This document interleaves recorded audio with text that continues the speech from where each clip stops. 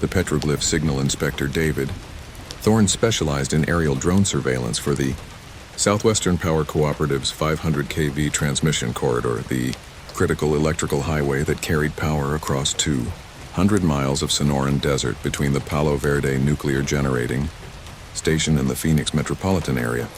His specific responsibility involved monitoring newly constructed sections of the transmission line, using high-resolution camera drones to inspect conductor installation, insulator integrity, and structural soundness of the massive steel lattice towers that supported the three-phase power lines. Environmental sensory data indicated a consistent dry, dusty aroma, typical of arid desert conditions, throughout the operational zone.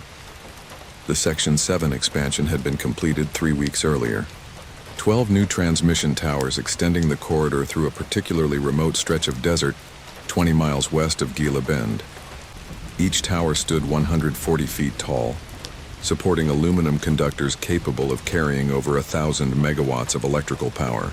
The installation had proceeded on schedule, and Thorne's assignment was the final post-construction inspection before the new section was energized and integrated into the regional power grid. He arrived at the Section 7 access point at 6:45 a.m. on a clear April morning, the desert air still cool from the night, the rising sun painting the eastern sky in shades of orange and pink. The landscape was classic Sonoran terrain: saguaro cacti, Palo Verde trees, creosote bush, and endless expanses of sandy soil punctuated by volcanic rock outcroppings. The ambient temperature registered 18 degrees Celsius, well within optimal operating parameters for the drone system. Thorne unloaded his equipment from the service truck, the DJI Matrice 300 RTK industrial drone equipped with dual 20-megapixel cameras, thermal imaging sensors, and a 30x optical zoom lens. The drone was a sophisticated piece of machinery worth $40,000, capable of autonomous flight patterns and high-precision positioning using real-time kinematic GPS correction. He ran a gloved hand over the drone's main fuselage, feeling the cool, slightly gritty texture of the carbon fiber composite, a familiar tactile confirmation of the machine's robustness. Every component was accounted for and secured. He conducted his pre-flight checklist, verifying battery levels, GPS lock, and camera functionality. Everything tested normal. At 7:15 a.m., he launched the drone and initiated the automated inspection sequence. The drone's rotors hummed with a low, consistent frequency, indicating stable motor operation. The drone climbed to 200 feet and began its programmed route, following the transmission line from Tower S701 toward the newly erected structures. Thorne monitored the live video feed on his tablet, watching as the drone's cameras captured high-resolution imagery of conductors, insulators, and tower hardware. Data logs indicated stable telemetry and imaging integrity. Towers S7-1 through S7-8 appeared perfect. The installation was clean, professional work. Conductor tension properly adjusted, insulator strings aligned correctly, all hardware torqued to specification. Thorne felt satisfied that the construction crew had done excellent work. Procedural compliance was evident across all inspected elements.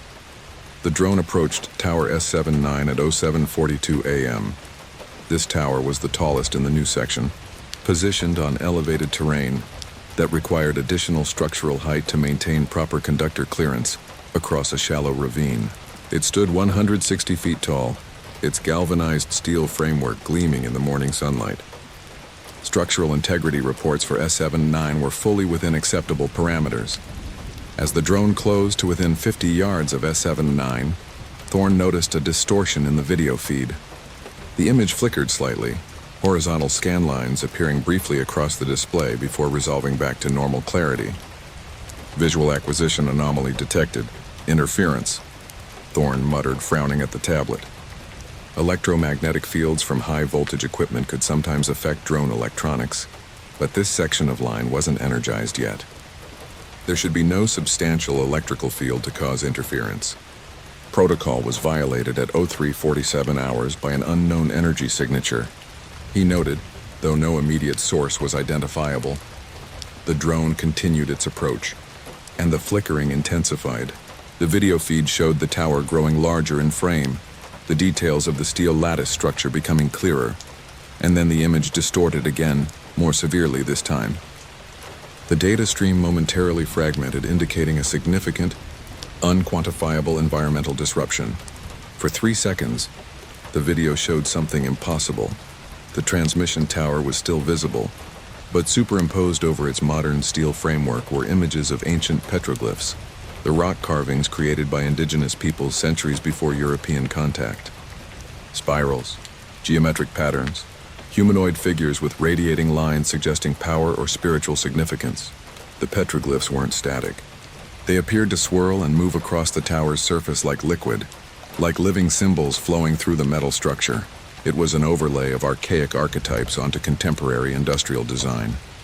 Then the video feed snapped back to normal. The tower appeared as it should, modern, industrial, empty of any petroglyphs or ancient markings. The transition was abrupt, defying normal diagnostic signatures. Thorne stopped the drone's forward progress, holding it in a stationary hover. He checked the drone's diagnostic readouts. GPS lock solid, compass calibration normal, no magnetic interference detected, battery at 73%, all systems functioning correctly. No anomaly flags were tripped despite the visual disturbance. He zoomed the camera in on Tower S79, examining the steel structure at maximum magnification. Nothing unusual was visible, just galvanized metal, bolted connections, and the ceramic insulator strings waiting to support conductors that weren't yet energized. The structural surfaces displayed no physical alterations or marks, but around the tower, in the air surrounding its upper reaches, Thorne could see a shimmer. It was subtle, like heat distortion, but the morning air was still cool.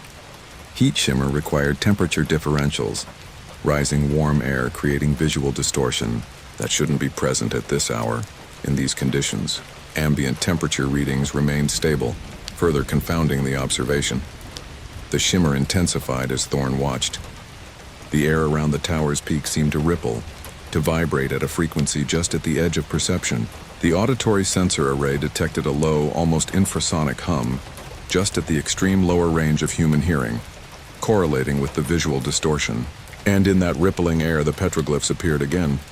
This time they were clearer. Thorne could distinguish individual symbols, spirals that rotated slowly, zigzag patterns that pulsed with rhythmic motion, stick figure humans with elaborate headdresses and outstretched arms positioned as if channeling energy from above and below. The patterns evinced a structured, non-random generation. The symbols weren't physically present on the tower. They appeared to exist in the air itself, projected or manifested by whatever was causing the shimmer.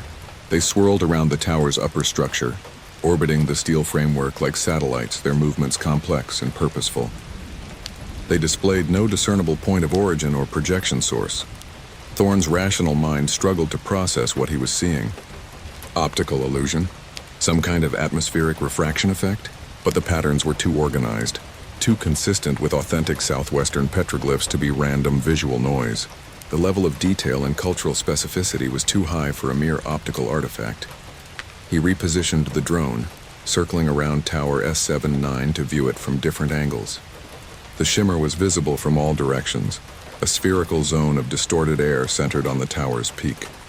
And the petroglyphs continued their orbital motion, dozens of ancient symbols rotating through the shimmer like debris caught in a slow whirlpool. The 3D positional data confirmed the anomaly's spherical distribution. The drone's camera flickered again. The video feed showed alternating images now. The modern transmission tower overlaid with the swirling petroglyphs, then suddenly replaced by a view of the same location but transformed. The tower gone. The desert landscape unchanged but somehow ancient, and on the ground below, massive stone slabs covered in carved symbols identical to those swirling in the air. Chronological inconsistency detected. Thorne had studied the history of this transmission corridor. He knew that this section of desert had been inhabited by the Hohokam people over 1,000 years ago. Archaeological surveys conducted before construction had found scattered artifacts but no major sites. The construction had been cleared by cultural resource management professionals.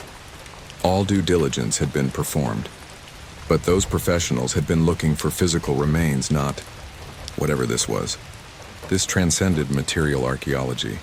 The video feed continued its disturbing alternation: modern tower, then ancient stone site, then modern tower again. each transition accompanied by the horizontal scan line distortion, as if the drone's cameras were struggling to reconcile two different realities occupying the same physical space. The drone's internal timestamp indicated rapid shifts between the two visual states, too fast for manual adjustment. Thorn made a decision. He would bring the drone closer, position it directly adjacent to the tower's peak, and capture the highest resolution imagery possible of the phenomenon. He needed documentation that other people could examine, proof that this wasn't some malfunction of his perception. High-resolution data acquisition was paramount. He advanced the drone toward Tower S79. As the aircraft approached the shimmer zone, its flight became erratic. The stable hover transformed into an unsteady wobble, the drone drifting unpredictably despite the GPS positioning system that should maintain precise location control. Drone telemetry showed uncommanded yaw and pitch deviations. Log entry 0749-12. Flight stability parameters exceeded acceptable deviation by 3 sigma. Control authority compromised. The video feed deteriorated. The flickering became constant now. The images of ancient petroglyphs and modern steel tower rapidly alternating, the scan lines multiplying across the display until the video was nearly incomprehensible. Data integrity was severely compromised, and then Thorn saw something that made his dark residue cold. Among the swirling petroglyphs, a new symbol appeared. Unlike the others, which were clearly ancient in design, this symbol was modern, a perfect schematic representation of the transmission tower itself, rendered in the same spiral and line style as the ancient petroglyphs, but depicting contemporary technology. It was an integration of current engineering into an antique lexicon. The symbol rotated into view, hung in the center of the video frame for 3 seconds, then was joined by another modern symbol, a detailed petroglyph-style representation of the drone. The phenomenon was self-referential, incorporating its observer. Thorn was watching the phenomenon document itself, creating new symbols that incorporated present-day objects into its ancient visual language. The adaptive nature of the display was unprecedented. The drone's erratic flight worsened. It began spinning slowly, the gimbal-stabilized camera struggling to maintain horizontal orientation. The onboard GPS system was losing signal lock, impossible at this altitude with clear sky visibility to satellites. Positional error margins exceeded all acceptable tolerances. The shimmer around Tower S79 expanded. What had been a zone concentrated at the tower's peak now extended downward, engulfing the entire structure. The swirling petroglyphs accelerated their rotation, orbiting faster and faster, their images burning trails across Thorn's vision even when he looked away from the tablet. The physical texture of the air seemed to change, becoming thick, almost viscous. The drone's altitude indicator showed it was descending, though Thorn hadn't commanded any descent. The aircraft was being pulled downward, drawn into the expanding shimmer zone by some force that the motors couldn't overcome. Uncommanded descent rate, 2 meters per second. Thorn maxed out the throttle, commanding full upward thrust. The drone's motors vocalized at maximum RPM, fighting against whatever was pulling it down. For a moment, the descent halted. The aircraft hung suspended, trembling with the effort of opposing the invisible force. The drone's structural acoustics indicated immense strain. Then the video feed showed one final image. The screen filled with petroglyphs, hundreds of them, ancient and modern symbols intermixed in a vast rotating spiral. At the center of the spiral was darkness, absolute black, void-like emptiness that seemed to pull at Thorn's eyes even through the camera's digital representation. It was like staring into a chasm of pure absence, and reaching out from that central darkness were lines, precise, geometric lines that connected each petroglyph to every other petroglyph in a vast network of relationships, a map of power and meaning that stretched across the entire visible image. This matrix of connections suggested an underlying pattern recognition system, or perhaps a circuit diagram of another reality. The network pulsed once, all the lines brightening simultaneously. A surge of unknown energy registered on the drone's rudimentary environmental sensors before they failed. Then the video feed went black. The tablet showed unknown signal lost in red letters. Thorn looked up from the screen toward Tower S79, 400 yards distant across the desert scrub. Loss of contact confirmed at 07:51 a.m. The shimmer zone had vanished. The air around the tower appeared completely normal, clear, still empty of any distortion or anomaly. The tower stood motionless and ordinary against the morning sky. No visual or auditory traces remained, and falling from the air beside the tower, tumbling in complete silence, was the drone. Thorne watched it drop, not spinning or tumbling chaotically as a damaged aircraft would, but descending in a perfectly controlled vertical fall, as if being carefully lowered by invisible hands. The descent was smooth, almost gentle, completely at odds with the forces that should govern 40 pounds of machinery falling from 200 feet. The kinetic energy dissipation appeared to be overridden. The drone reached the ground and disappeared from Thorne's line of sight behind the desert vegetation. He waited for the sound of impact, the crash of metal and carbon fiber striking earth. No sound came. The desert was absolutely silent. No wind, no bird calls, no distant highway noise. Just profound, unsettling silence that pressed against Thorne's eardrums. The environmental noise floor registered at an abnormal 0 decibels. He stood beside his truck for a long moment, staring at Tower S79, waiting for, what, some sign of what had just happened? Some return of the Shimmer Zone? Some explanation that would make sense of drones pulled from the sky by networks of ancient and modern symbols swirling through desert air? Nothing happened. The tower stood silent and empty. The morning sun climbed higher.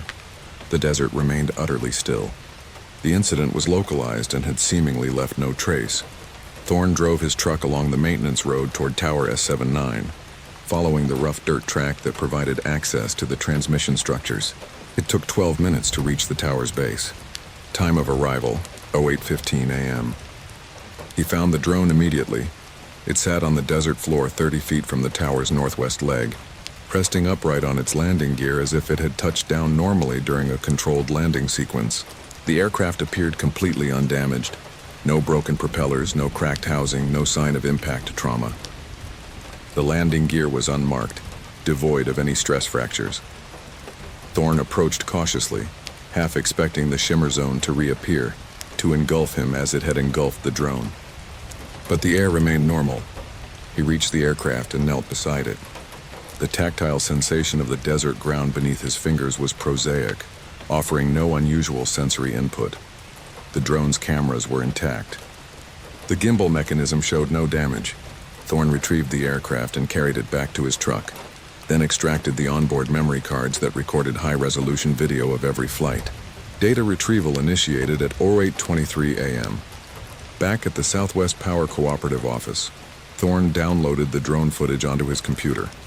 The video files showed normal inspection imagery for towers S71 through S78. Then, as the drone approached Tower S79, the files became corrupted. Data corruption observed across multiple file segments. The video showed the flickering, the petroglyphs, the alternating realities. All of it was recorded. But the files themselves were damaged, filled with digital artifacts and glitches that any technical reviewer would attribute to memory card failure or electromagnetic interference. The pattern of corruption, however, was too specific, too visually aligned with the observed phenomenon, to be purely random.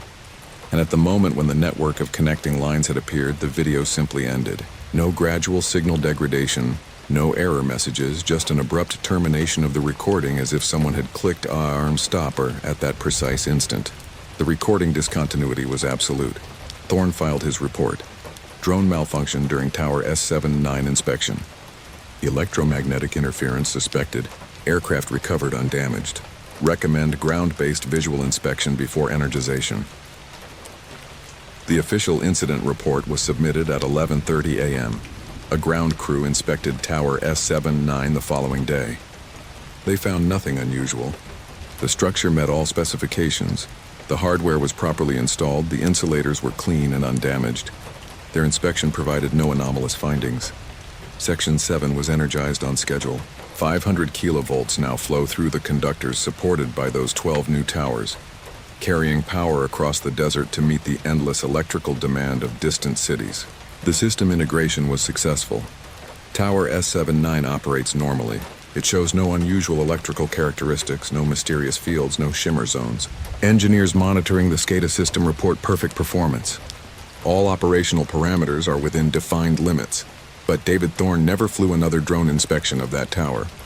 He requested reassignment to a different section of the transmission corridor, and his supervisors, noting his otherwise excellent performance record, approved the transfer without question. His transfer request was processed the following week.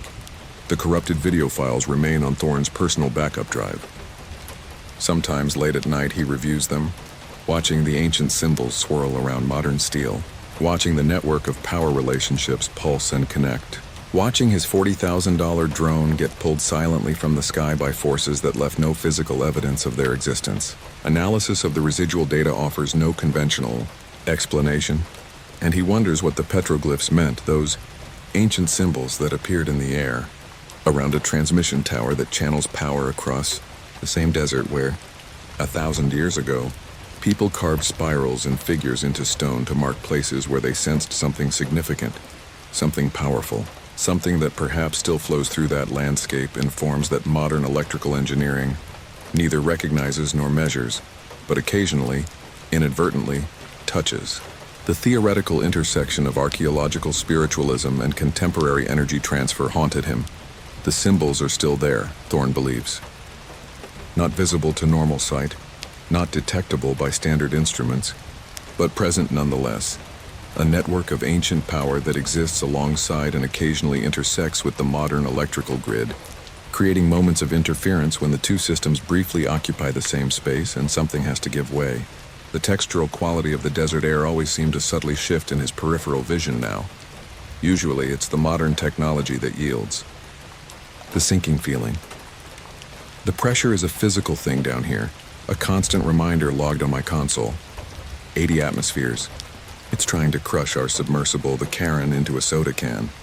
But there's also the pressure of the job.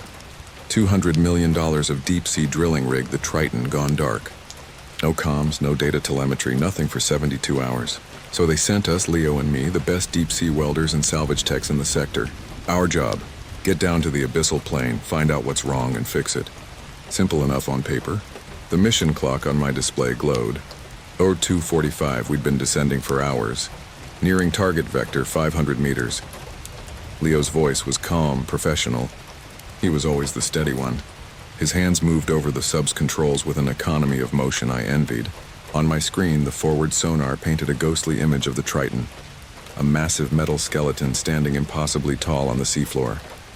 All primary structural members appear intact. No sign of collision or catastrophic failure. Everything looked normal. Too normal. Visual contact in 3, 2, 1.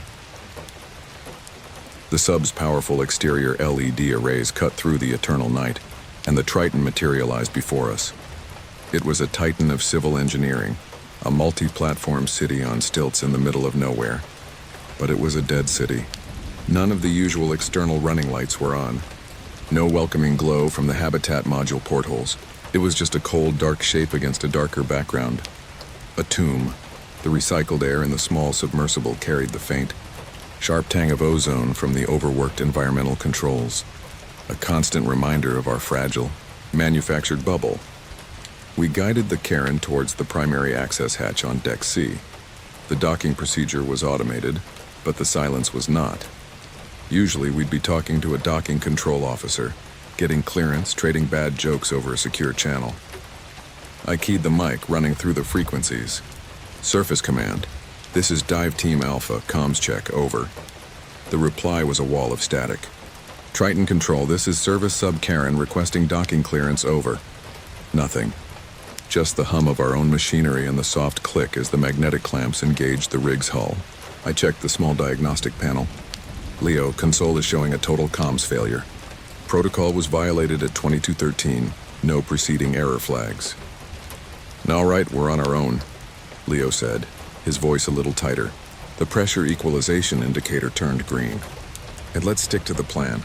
We find the comm center, diagnose the fault, and report back. Standard hazard protocols. Suits on. We donned our atmospheric dive suits, heavy exoskeletons that could withstand the crushing pressure if the rig's internal integrity was compromised. As the outer hatch of the sub hissed open and we stepped into the Triton's docking bay, the silence was even more profound. It was a heavy listening silence. The air smelled wrong. Underneath the cold metallic scent was a faint note of heated hydraulic fluid and stale coolant. Emergency lights cast long, distorted shadows that danced with our movements. Our mag boots echoed with heavy thuds on the grated floor. Hello? Anyone here? This is Salvage Team Alpha. Leo's voice, transmitted through the suit's comms, sounded tinny and small in the cavernous space. No answer. We moved towards the central habitat module, our headlamps cutting sharp cones of light through the gloom. The air was cold, colder than it should have been. The life support systems were either offline or on a critically low setting. On the wall, I saw the first sign of real trouble. A long, dark smear trailing from a doorway leading to the living quarters and ending in a perfect handprint of dark residue. Leo, you seeing this? I asked, my voice barely a whisper. I activated my suit's forensic scanner. Yeah, I see it. He knelt, his powerful suit light illuminating the mark. It looks like, I don't know what it looks like, not oil, not hydraulic fluid. My scanner returned unidentified biological compound. We followed the streaks of dark residue down the corridor. They led us to the med bay. The door was ajar. Pushing it open, we found chaos. Medical equipment was overturned. Trays of surgical instruments scattered across the floor. And in the center of the room on the floor was a single figure. It was one of the rig's crew, still in his jumpsuit. There were no visible wounds, but his skin was pale, almost translucent, and his eyes were wide open, staring at the ceiling with an expression of ultimate terror. His body was wrong, twisted at an angle that defied anatomy. Check for vitals, Leo ordered, but we both knew it was pointless. I knelt, my suit's biosensors confirming what my eyes told me. No life signs. Temperature was near ambient. Rigor mortis was abnormal. As I got closer, I saw it. A faint, almost invisible crystalline lattice was growing on the man's exposed skin, shimmering faintly in our lights. It looked like frost, but it wasn't melting in the frigid air. It was structured, geometric, logging this. 315 medbay, or, I muttered into my internal suit recorder. Unidentified crystalline growth observed on figure. Recommending level 4 biohazard protocol upon contact with surface duro. We backed out of the room, the silence pressing in on us again, heavier than before. This wasn't an industrial accident. This was something else entirely. Our next objective was engineering. If the life support and primary power were out, that was the place to find answers. The corridors were a maze of identical-looking passages, the only sound the low hum of our suit's internal systems and our own ragged breathing. Every shadow seemed to move. Every metallic creak of the rig settling under the immense pressure sounded like a footstep just around the corner. "This is wrong, man," Leo said, his voice strained. "All SOPs are out the window. Where is everybody?" The Triton had a crew of 50 skilled technicians, engineers, and scientists. We had seen one figure. Engineering was a massive multi-level chamber filled with the silent, dormant machinery that powered the rig. The main power conduit trunk was dark, the heat exchangers cold to the touch. The air here was even colder. As we descended a gantry catwalk, our lights caught something glistening on the deck plating below. It looked like a patch of the same crystalline growth we saw on the figure, but this was huge. It spread out from the base of the main fusion reactor, covering the floor in a web of intricate fractal patterns, pulsing with a soft, internal blue light. "What in God's name is that?"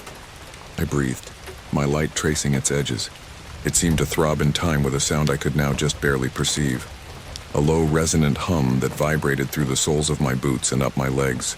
My suit's audio sensor flagged it as an infrasonic resonance below 20 hertz, but I was feeling it more than hearing it. "It's growing," Leo stated flatly. He was right. We could see the delicate crystalline structures branching out, slowly, methodically coating the machinery. This was the source of the power outage. It wasn't a failure.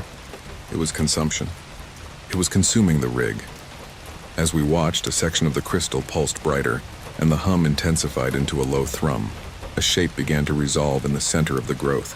It was humanoid, but elongated, impossibly thin. Its limbs were too long, its head too annular. It was made of the same crystalline substance, a living statue of ice and light. It turned its featureless head towards our position with an unnerving smoothness. "We need to go." "Now, Leo said, already backing away up the gantry, but it was too late. The creature detached itself from the parent mass, moving with a jerky, unnatural grace. It wasn't walking. It was flowing across the floor, its crystalline form reconfiguring itself, extending sharp, needle-like appendages. The hum intensified into a low thrumming that seemed to bypass my ears and resonate directly in my skull, making my teeth ache. We ran. Clambering up the gantry stairs, our heavy suits felt sluggish, clumsy. I risked to look back. The thing was scaling the reactor housing, its limbs adhering to surfaces that should have been smooth stainless steel. It was fast, frighteningly fast. We reached the main level and sealed the door to engineering behind us, a heavy hydraulic blast door that slammed shut with a clang of finality. For a moment, we leaned against it, the metal cold through our suits, trying to catch our breath. What was that thing? I panted into the comm. I don't know, and I don't want to find out. Leo replied, his voice tight with adrenaline. We need to get to the sub and get the hell out of here. Surface can figure this out. This is a quarantine situation. A heavy thud against the door made us both jump. Then another. Harder this time, the sound vibrating through the deck. A spiderweb of cracks appeared on the reinforced plasteel window of the door. The crystalline creature was on the other side, methodically striking the door. The impacts were not just loud. They carried the same unnerving resonance of vibration that made my molars ache. That door won't hold, Leo yelled. Move! Back to the sub. We raced through the corridors, our only thought to get back to the docking bay. The rig was no longer just a dead place. It was a hunting ground. The low hum seemed to be everywhere now, echoing through the metal structure of the rig itself. It was inside our heads, a constant pressure. We burst into the command center on the way, hoping to find a way to seal off the route behind us, buy ourselves some time. The room was like the rest of the rig, dark, cold, and empty. The main view screen, a huge wall of black glass, reflected our panicked forms. There were more signs of a struggle here. Overturned chairs, scattered data slates, another dark residue stain across a main control console. Damn it! No internal defense systems are active, Leo snarled, his hands flying over a dead control panel. No power, no lockdown. Interior blast doors are unresponsive. And then every screen in the room flickered to life. Not with data or schematics, but with a single repeating image. It was a security feed from somewhere inside the rig, a transit corridor. The feed was distorted, filled with static and corrupted data packets, but we could see figures, crew members running in terror. And then we saw what they were running from. It was the crystalline entity, but it looked different on the recording. Less solid, more like a heat haze, a shimmering distortion in the air. It flowed over them, a wave of pure resonance, and as it passed, they simply stopped. They froze in place, their bodies contorting in silent, impossible ways. The crystalline frost bloomed over their skin in an instant before they fell. We were watching their last moments. We were watching how they all died. On the main view screen, the reflection of the room behind us flickered. I saw a shape in the glass that wasn't Leo and wasn't me. A tall, thin distortion standing in the doorway we had just come through. I turned slowly, my suit's motors whining. The creature was there. It hadn't come through the door. It had formed in the doorway, coalescing from the very air, it seemed. The hum was deafening now, a physical force that made the air shimmer. It was taller than us, even in our suits. It had no face, but I felt its attention, a cold, analytical focus. Leo, I whispered. Leo saw it. He raised his plasma cutter, the only thing we had that remotely resembled an object for defense. He thumbed the ignition, and the high-energy beam hissed to life, a brilliant spear of light in the gloom. Get back, he ordered, his voice unwavering. The creature took a step, its crystalline footfalls silent. Leo lunged, thrusting the plasma cutter at its chest. The beam hit the creature and refracted, scattering into 1,000 points of light like a laser hitting a complex prism. The creature didn't even slow down. It reached out with a long, impossibly sharp limb and swatted the plasma cutter from Leo's hand. The heavy tool clattered across the floor, its beam slicing a molten scar across the bulkhead before extinguishing. It was on him in an instant. It didn't use claws or teeth. It simply touched him. I saw Leo's body arch backward, his suit creaking under some incredible strain. Through his comm, I heard a choked vocalization, a sound of agony and surprise that was cut short by a sharp crackle of static. The crystalline lattice, the same shimmering frost, exploded across the exterior of his suit, covering the visor in a spiderweb of fractal ice. He went rigid, a statue in a high-tech coffin. Then he fell, crashing to the floor with a sound of breaking ceramic and crushed metal. I was alone. I didn't think. I just ran. I scrambled out the other side of the command center, sobbing. my breath coming in ragged gasps that fogged my visor. The hum followed me, the oral presence of my hunter. I could feel it behind me, its silent, flowing pursuit. I didn't dare look back. The route to the docking bay was a blur of gray corridors and flickering emergency lights. Level 3, Transit Corridor C, Sector B. The signs were a meaningless smear.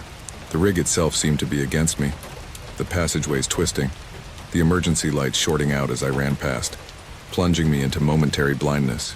It felt like the ship itself was being digested. I saw the docking bay doors. Salvation. I threw all my weight against the manual release lever, and the door slid open. My sub, the Karen, was still there, our umbilical still connected, a beacon of safety in the crushing dark. I scrambled inside, slamming the inner hatch and cycling the airlock with shaking hands. The sequence timer began its countdown. 90 seconds. The longest 90 seconds of my life. Through the forward porthole, I could see into the docking bay. The creature flowed into view. Stopping just at the edge of the gangway, it stood there. A tall, shimmering silhouette of crystalline starlight. It tilted its head, and even though it had no eyes, I knew it was watching me. The hum in my head reached a crescendo, a final piercing note of malice, and then, as the outer hatch sealed, silence. I fired the thrusters, emergency undocking protocols screaming alarms on my console. The sub lurched away from the Triton. As I pulled away, the rig's lights, which had been dead for days, flickered on one by one. The entire structure lit up, a brilliant jewel in the abyss. It looked alive. The crystal on the reactor must have finally integrated with the systems. The Triton wasn't dead. It had been repurposed. I'm heading for the surface now. I have no comms, and my oxygen recycler is flagging an error. But that's not what scares me. As I ascend, my eyes are glued to the diagnostic panels. Hull integrity at 98%.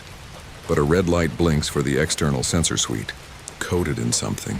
I don't want to know. I keep looking at my hands, at my reflection in the dark screens. I keep checking for the first sign of the shimmering frost. The hum is gone, but the silence it left behind is worse. The water pressure gets lighter with every meter I rise. But there's a new feeling. A coldness spreading from my core. The sinking feeling that I didn't escape. That I'm just carrying the infection back to the surface. That the presences of the deep are far more patient than we ever imagined. And that I'm the vessel for their ascension. I feel it inside me, a cold crystalline seed waiting. The ship wasn't the only thing it wanted to neutralize. The mimic in the deep, the abyss, has a way of getting inside you. It's not just the pressure, a constant crushing weight that reminds you that miles of water are all that separate you from oblivion. Our internal atmospheric pressure is matched to the outside, a state of saturation that lets us work at these depths, but it comes at a cost. The air itself, a mix of helium and oxygen, thins your voice to a cartoonish squeak and leaches warmth from your bones. It's the silence, a deep, profound quiet that seeps into your soul, broken only by the hum of life support, the cycling of the CO2 scrubbers, and the frantic beating of your own heart. Down here in the crushing dark of the Hadal Zone, I learned that the silence is a lie. There are things in the deep, and they are watching. I was on mission day 21 of a 28-day rotation in the Triton, a deep-sea saturation habitat perched on a thermal vent field 7,000 meters below the surface. We were a 3-person crew. Anya Sharma, our brilliant and endlessly curious marine biologist. Kalen Kale Riker, our stoic by-the-book commander. And me, Elias Vance, the EVA specialist.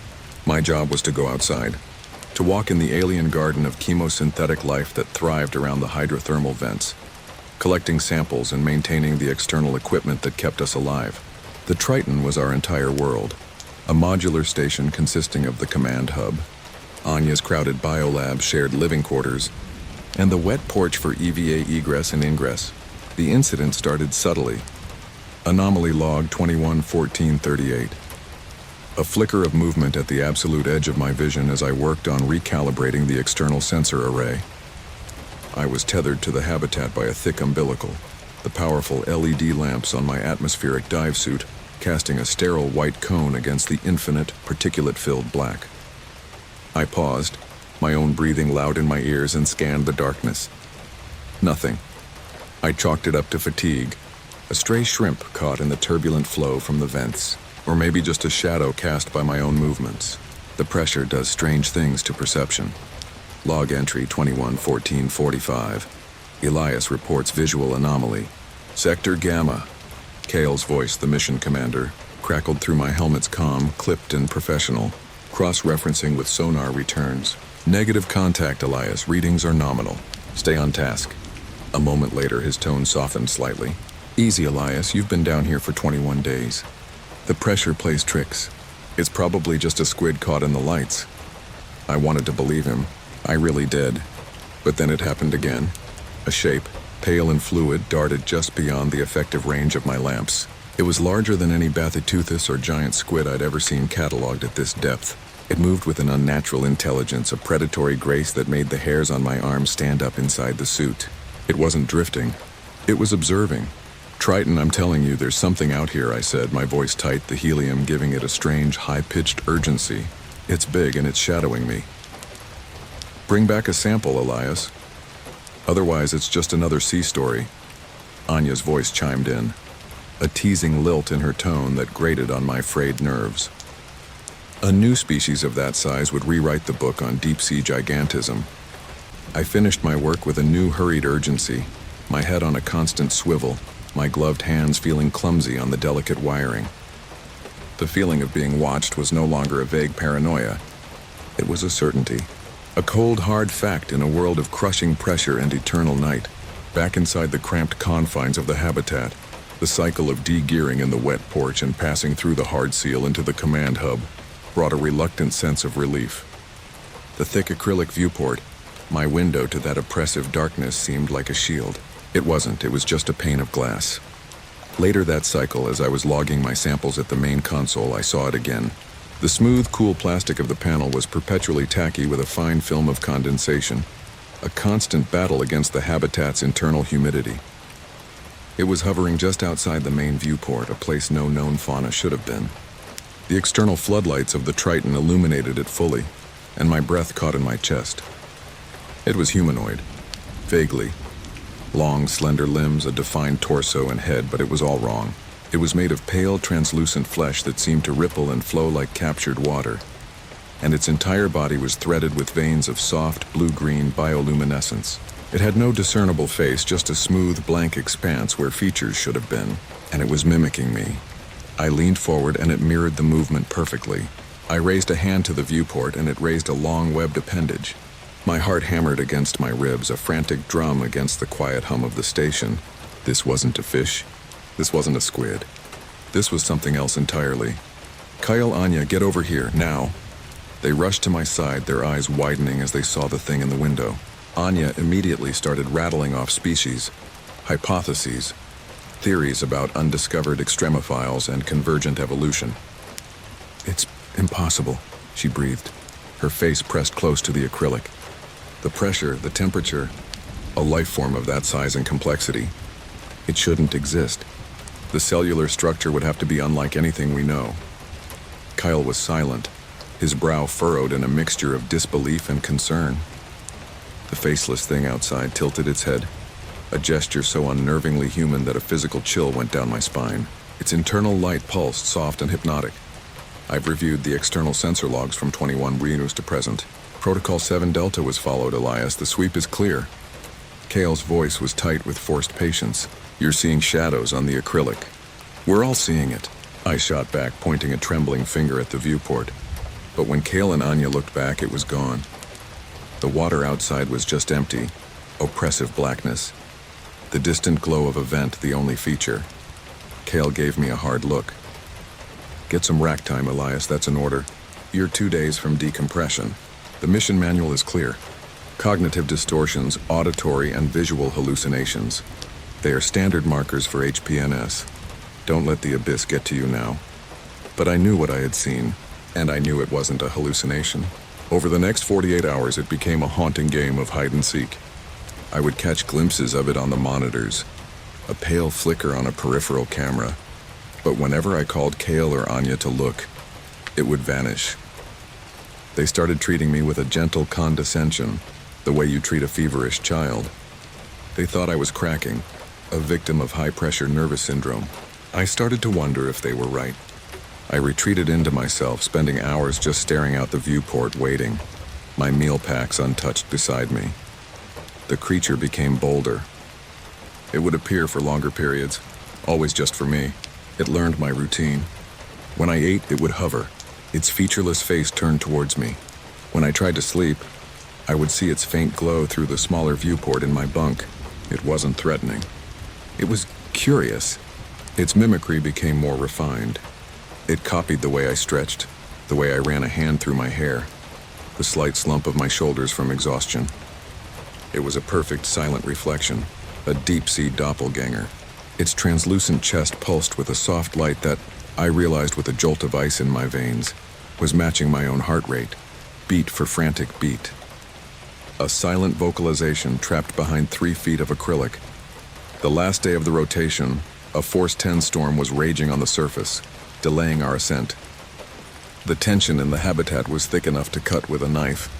Kale was stressed, running system diagnostics repeatedly. Anya was frustrated, her chance to study the creature of a lifetime slipping away. And I was on the raw edge of sanity. I was staring out at my own gaunt reflection in the viewport when it appeared behind my image, superimposing itself over me. It raised its hand as I raised mine, our palms aligning on opposite sides of the glass. And then it did something new. It pressed its hand against the viewport. A network of hairline fractures glowing with the same blue-green light spread out from its palm across the acrylic.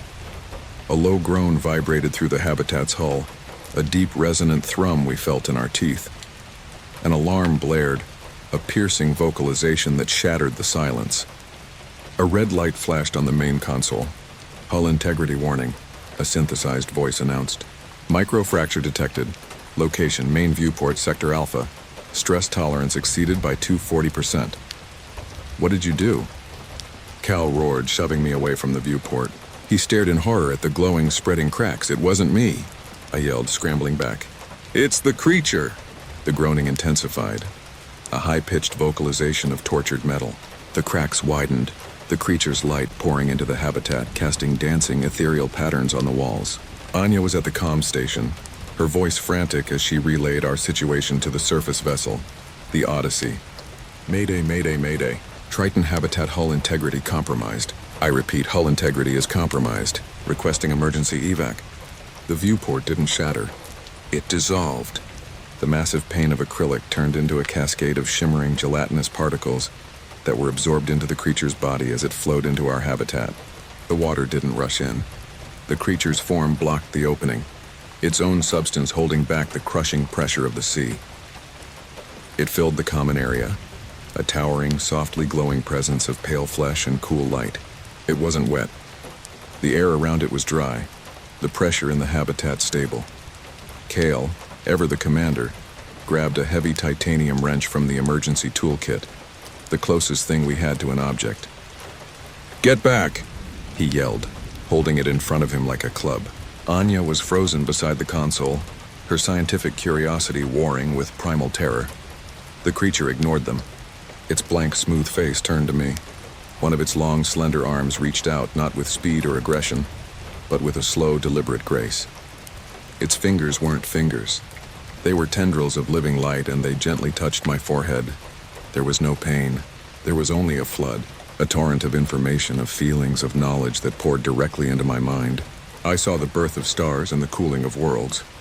I felt the first spark of life in primordial oceans, the taste of sulfur from a new vent, the slow, immense grind of tectonic plates. I understood the language of light and pressure, the ancient song of the deep. It wasn't a monster.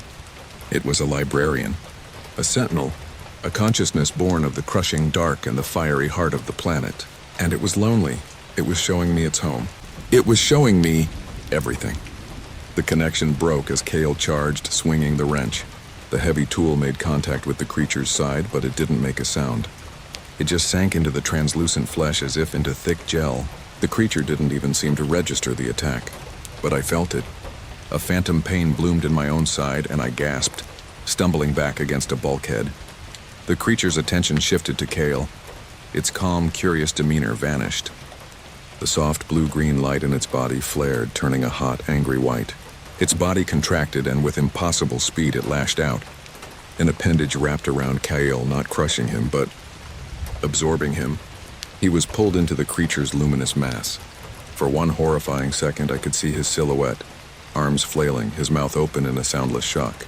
Then he was simply gone. There was no dark residue, no struggle, just a seamless integration. The gut-wrenching vocalization was coming from Kale's comm unit, which had clattered to the deck plating.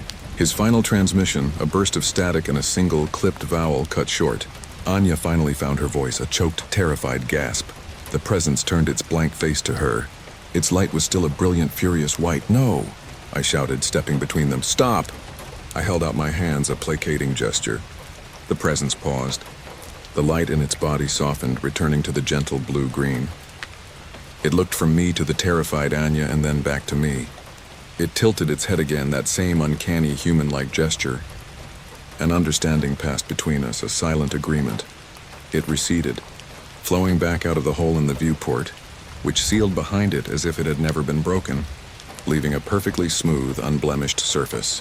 The emergency alarms fell silent. The red lights went out. We were left in the quiet hum of the life support, Anya sobbing in a corner, and me. I was different. When the rescue submersible finally docked hours later, they found Anya in a catatonic state and me, sitting calmly in the dark. In the reports, they said Commander Riker was lost during the emergency, likely ejected into the abyss when the hull was breached. They called it a miracle that Anya and I survived. They said I was suffering from severe psychological trauma and HPNS. They were wrong. I wasn't traumatized, I was enlightened. Back on the surface, under the warmth of a sun I hadn't seen in a month, everything felt too bright, too loud, too simple. They kept me in medical observation for weeks. The doctors couldn't explain it. In the debriefs, they cataloged my symptoms as post-traumatic stress. They ran functional MRIs, took tissue samples, but found nothing definitive. The changes were subcellular, a subtle rewriting of my biology they had no baseline for. My eyes, once a simple brown, now had flecks of blue-green light in them, visible only in the dark. At night, when I was alone, a faint bioluminescence would sometimes trace the veins in my hands.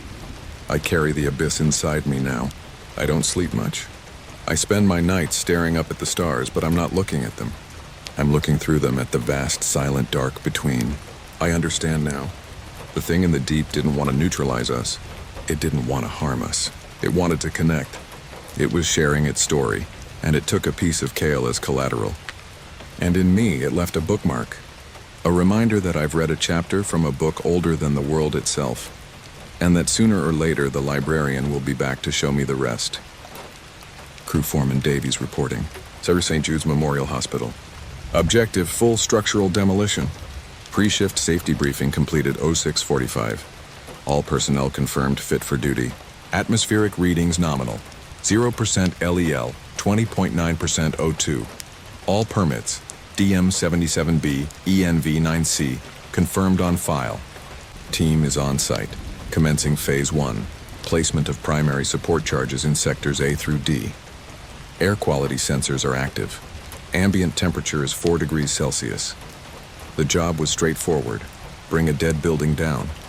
St. Jude's Memorial Hospital had been closed for 30 years. A concrete skeleton slowly being picked apart by weather and vandals, its facade stained dark by decades of acid rain. My demolition crew was here to finish the job. We were the best. Precise, efficient, and we always followed the specs on Foreman to Alpha 1. Mark, you and Dave take the west wing. I want charges set on all primary supports on the first 3 floors by sundown. The foreman's voice crackled over the radio, a familiar bark of authority. Alpha 1, copy that hour, I replied, hefting a heavy-duty Pelican case of C4. Dave gave me a grim smile, his face already smudged with dust from the initial site walk. He was a veteran of a dozen demolitions, and nothing fazed him. Or so I thought. The interior of the hospital was an eerie time capsule. The air held a metallic tang. The smell of damp decay and asbestos. Rusted gurneys lined the hallways, their wheels seized with age. Peeling paint hung from the ceiling in long leprous strips. Our heavy-duty flashlights cut cones of dancing dust from the stagnant air. The only sounds were the crunch of our steel-toed boots on debris and the distant, rhythmic hum of the generator powering our equipment. Site log, row 915, Team Alpha, Jenkins, Miller, commencing charge placement in Sector B, first floor. Structural integrity appears compromised by long-term water damage in column B7. Proceeding with caution, standard bracing protocols enacted. Let's start with this pillar here, Dave said, slapping a thick concrete column. Drill team will prep the holes, we'll place the charges. I unlatched the heavy case, laying out the plasticized blocks of C4. Each block was cool and slightly malleable in the cold air like dense clay. The primers and non-electric detonators were arranged in their foam cutouts, a neat row of deadly potential. As I started unpacking the explosives, a sound echoed from deeper within the wing. A low, soft moan, thin and reedy, cutting through the ambient drone of the genset. I froze, my hands hovering over the putty-like blocks. You hear that? Dave paused, listening. He shook his head, the beam of his headlamp cutting a short, sharp arc in the gloom. Probably just the wind through a busted window. This place is a sieve, or the frame settling. He went back to inspecting the column, but I saw the slight tension in his shoulders. His hands paused for just a second too long over his own case of charges. The air was unnaturally still. There was no wind. We worked for another hour, the rhythmic whir of our drills the only sound. Then it came again, closer this time. A faint dragging noise like wet canvas being pulled slowly across grit-covered linoleum in the room next to us. "All right, that's not the wind," Dave muttered, setting down his drill. He unclipped the heavy mag light from his belt, its beam far more powerful than our headlamps. He pointed it toward the doorway of an old patient room. "I'm going to check it out. Cover me." I grabbed a heavy crowbar from our tool cart, its weight a meager comfort. I followed Dave as he cautiously approached the darkened room. The dragging sound had stopped. The air grew cold, a sudden localized drop in temperature that made my breath fog. The low grinding hum of the Hilti core drill vibrated up from the concrete floor, mixing with the sharp, acrid smell of ozone generated by the stressed motor. Dave swept his light across the room. It was empty, save for an overturned bed frame and a scattering of medical debris, but on the floor, a long, dark smear marked the path of the sound we'd heard. It looked wet. "What the hell is that?" I whispered. Dave knelt, shining his light on it. "I don't know. It wasn't oil. It was thick, almost gelatinous, and it didn't reflect the light. It absorbed it, a line of pure black on the filthy floor. It left behind a faint coppery scent like old wiring overheating. Some kind of chemical spill? Let's just get back to work. This place is giving me the creeps." We finished the first floor and moved to the second, the sense of being watched growing with every step. The dragging sounds continued intermittently, always seeming to be just one room ahead of us. We never found the source. Site log 1350, Team Alpha proceeding to third floor Sector C, encountering significant debris on main staircase from a partial roof collapse. Proceeding with caution. By late afternoon, we were on the third floor working near the central nurses' station. A fire at some point in the last decade had left the west end a blackened husk. Soot clung to everything, and the air was thick with the ghost of old smoke. That's when we met up with Sarah, our structural engineer. She was always on site, her high-vis jacket as dirty as ours. "Foreman, I'm flagging an anomaly," Sarah said, pointing her own tablet at a solid concrete wall. "A GPR confirms this wall is not on the revised G7 schematics from '92. It's a post-construction edition and undocumented, but..." She tapped the screen. "Undocumented structural modification identified at 1632. Per site safety mandate 4.b, all works in this sector are to be halted immediately." The foreman's voice crackled on her radio. "A wall? What kind of wall?" "And it's not brick or drywall, Foreman. It's solid reinforced concrete. Looks like it was added long after the original construction, and there's something else." She ran a gloved hand over a section of it. "There's a door here. It's been sealed over." We all gathered around, our lights converging on the spot. She was right. Faint outlines of a doorway were visible beneath a skim coat of plaster and paint. But the seam had been filled with concrete. More unnervingly, the entire frame appeared to have been welded shut before being plastered over. Heavy gauge steel plates were bolted and welded over the seam, the welds themselves thick and uneven, laid down with an almost frantic intensity. This wasn't professional. It was desperate. A faded, almost rusted placard read, "Biohazard Level 4, Permanent Quarantine, no entry by order of the Department of Health." "I've never seen anything like it," Dave said. "They walled off a section of their own hospital?" Site log 1645. Breach of unauthorized sector designated Sea-Wing Alpha is commencing. Team is employing a thermal lance. All non-essential personnel clear of the area. The foreman made the call. We can't bring the building down safely without knowing what's behind that wall. Sarah, get the thermal lance. Mark, Dave, stand by with extinguishers. We're opening it up. The thermal lance hissed to life, spitting a brilliant white-hot jet of fire. The stench of superheated metal and vaporized concrete filled the corridor, a sharp industrial smell that stung the nostrils. When the lance bit into hidden rebar, it let out a high-pitched shriek, throwing a shower of orange sparks that smelled acrid, like burning sulfur. Finally, with a deep, percussive crack that echoed down the hall, a rectangular section of the door and wall, glowing cherry red at the edges, tilted inwards and crashed onto the floor beyond. A wave of impossibly cold, foul air washed over us, carrying a scent of antiseptic and decay that had been trapped for decades. "All right," the foreman said, his voice tight. "Hey, lights on. Let's see what they were so desperate to hide." The four of us stepped through the opening. We were in another hospital wing, one that was eerily preserved. Unlike the rest of the building, this area was clean, almost sterile, albeit covered in a fine layer of dust. Medical charts sat in neat stacks on a brushed steel nurse's station. Bearing EKG machines stood silent beside empty beds.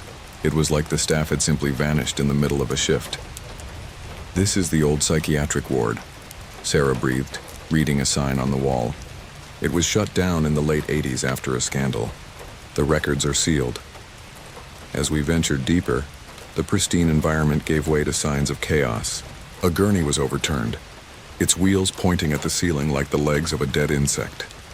A crash cart had been thrown against a wall with enough force to shatter its contents. Vials and syringes crunched under our boots, and there were dark stains on the floor and walls. Not dark residue. These were different. Darker, almost completely black and flaking as though they'd been seared into the surfaces. In a large central chamber, we found them. A dozen beds, each equipped with heavy leather restraints.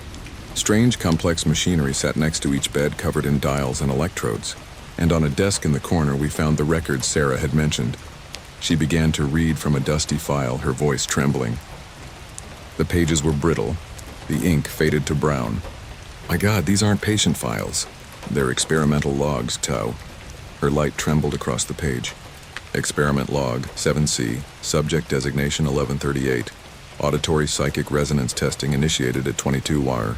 Subject exhibiting extreme distress. EG shows anomalous alpha wave spikes. Recommendation, increase amplitude. They weren't treating these people, they were using them as antennae. The final entries for each subject were chillingly uniform. Subject unresponsive. Vital signs ceased. Experiment concluded. Suddenly, the single sodium vapor emergency light in the corridor outside our breach point sputtered, buzzed angrily, and died. A half-second later, the deep, powerful thrum of the 500 kW generator cut out, plunging the entire site into absolute silence and near-total darkness, save for our personal lights. "Foreman to all teams, report status," the foreman's voice said over the radio, now laced with static. "We have a main gen failure. Sitrep, Bravo team? Oi, static. Charlie team, come in." Nothing but hiss. Backup generators are not responding. Then a new sound began. The low hum we'd heard earlier, now coming from all around us, a deep, resonant sub-20 Hz frequency that made our teeth ache. It wasn't mechanical. It felt organic, and what is that? Dave yelled over the noise. "I don't know." The foreman shouted back. "Everybody out, now! Back through the breach!" We turned to run, but in the center of the room, something was coalescing. It wasn't just dust. It was everything. Flakes of paint, flecks of dry, dark residue, asbestos particles, skin cells shed decades ago. All of it swirling, drawn together by an unseen gravity, compacting into a tall, thin silhouette that flickered and distorted our flashlight beams as they passed through it. Then came the vocalization. It wasn't a human vocalization. It was a cacophony of pain and rage. A dozen voices overlaid, speaking at once, tangled in a knot of misery that scraped at the inside of your skull.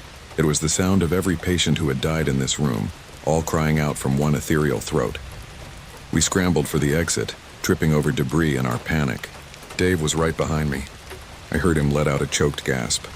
I turned back, my light catching the scene. The presence, now a solid pillar of shimmering static and shadow, was upon him. It drifted through him, not touching him physically. Dave's body went rigid, his back arching in a silent convulsion. His eyes were wide with a terror I can't describe, fixed on something inside his own head. A thin trickle of dark residue escaped one nostril. He dropped his flashlight and his body fell limp, an empty sack. "Dave," I yelled, but the foreman grabbed my arm. "He's gone, son. We have to move." His voice on the radio became a frantic plea. Ouroboros all teams, immediate evac. Protocol Omega. I repeat, Omega. Abandon equipment, full egress now. It was cut short by a burst of static and a sound that didn't belong on any radio frequency. The foreman shoved me toward the hole in the wall, turning back to face the advancing presence. His heavy-duty Stilson wrench gripped tight in both hands as a last-ditch object. "Go, get out of here. That's an order, Jenkins." I heard Sarah let out a short, sharp vocalization from near the breach. I saw her flashlight beam spin wildly and then extinguish. I tumbled through the opening and didn't stop running. The horrible, multi-toned vocalization and that deep hum followed me, echoing through the decaying halls of St. Jude's. I didn't look back. I just ran until I burst out of the hospital's main entrance and into the cold, clean air of the fading daylight.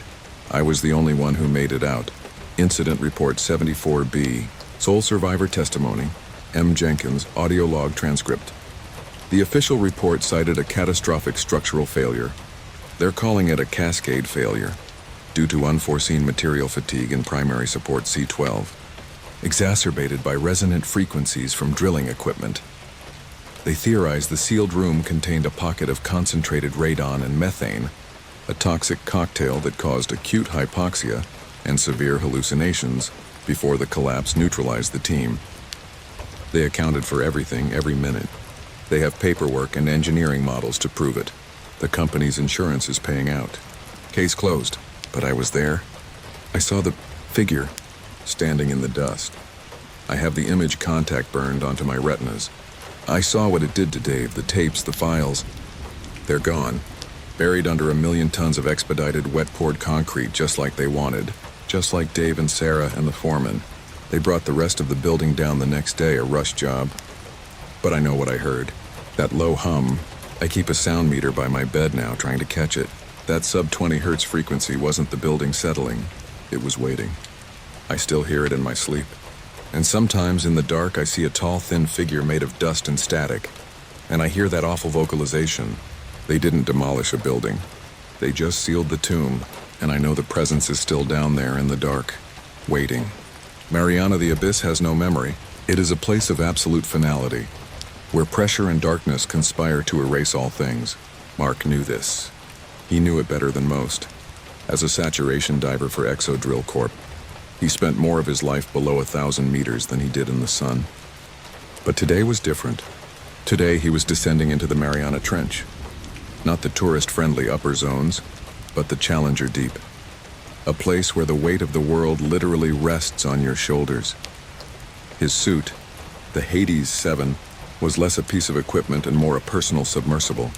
A thick shell of titanium and composite materials, articulated limbs that whined with hydraulic protest, and a helmet that offered a bubble of relative sanity in the crushing void.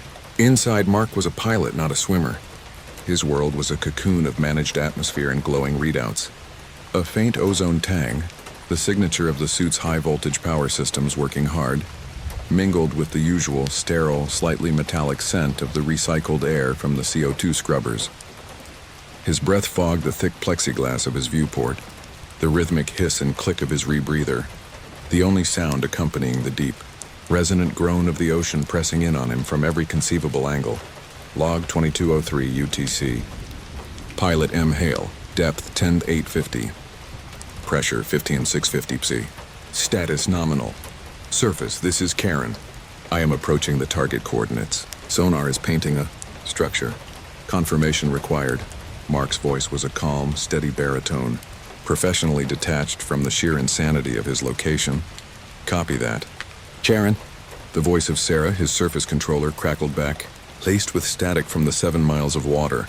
A fiber optic tether couldn't entirely defeat. We're seeing it on our end too. It's big. Bigger than the geological survey suggested. Keep your commentary channel open, Mark. The live video feed is showing significant particulate interference. Roger that, Surface, Mark replied, his gaze fixed on the abyss. Ambient particulate density is higher than projected. Moving to Point Alpha. Proceed with caution. Caution was a given. At this depth, every movement was deliberate. Every decision weighed against the colossal, unforgiving physics of the deep sea. He adjusted the thrusters on his back, a gentle push that sent him gliding through the black water. The suit's powerful external lights cut through the darkness, but it was like trying to illuminate a cathedral with a single candle. The beam seemed to be swallowed, revealing only a few dozen feet of silty seabed before surrendering to the infinite black. The structure loomed out of that blackness. It wasn't a geological formation. The lines were too clean, too deliberate. It was vast, a wall of some non-reflective matte black material that stretched up and out of sight beyond the reach of his lights. It was ribbed with huge, sweeping buttresses that suggested immense strength. There were no markings, no signs of welding or construction. It looked like it had been grown, not built.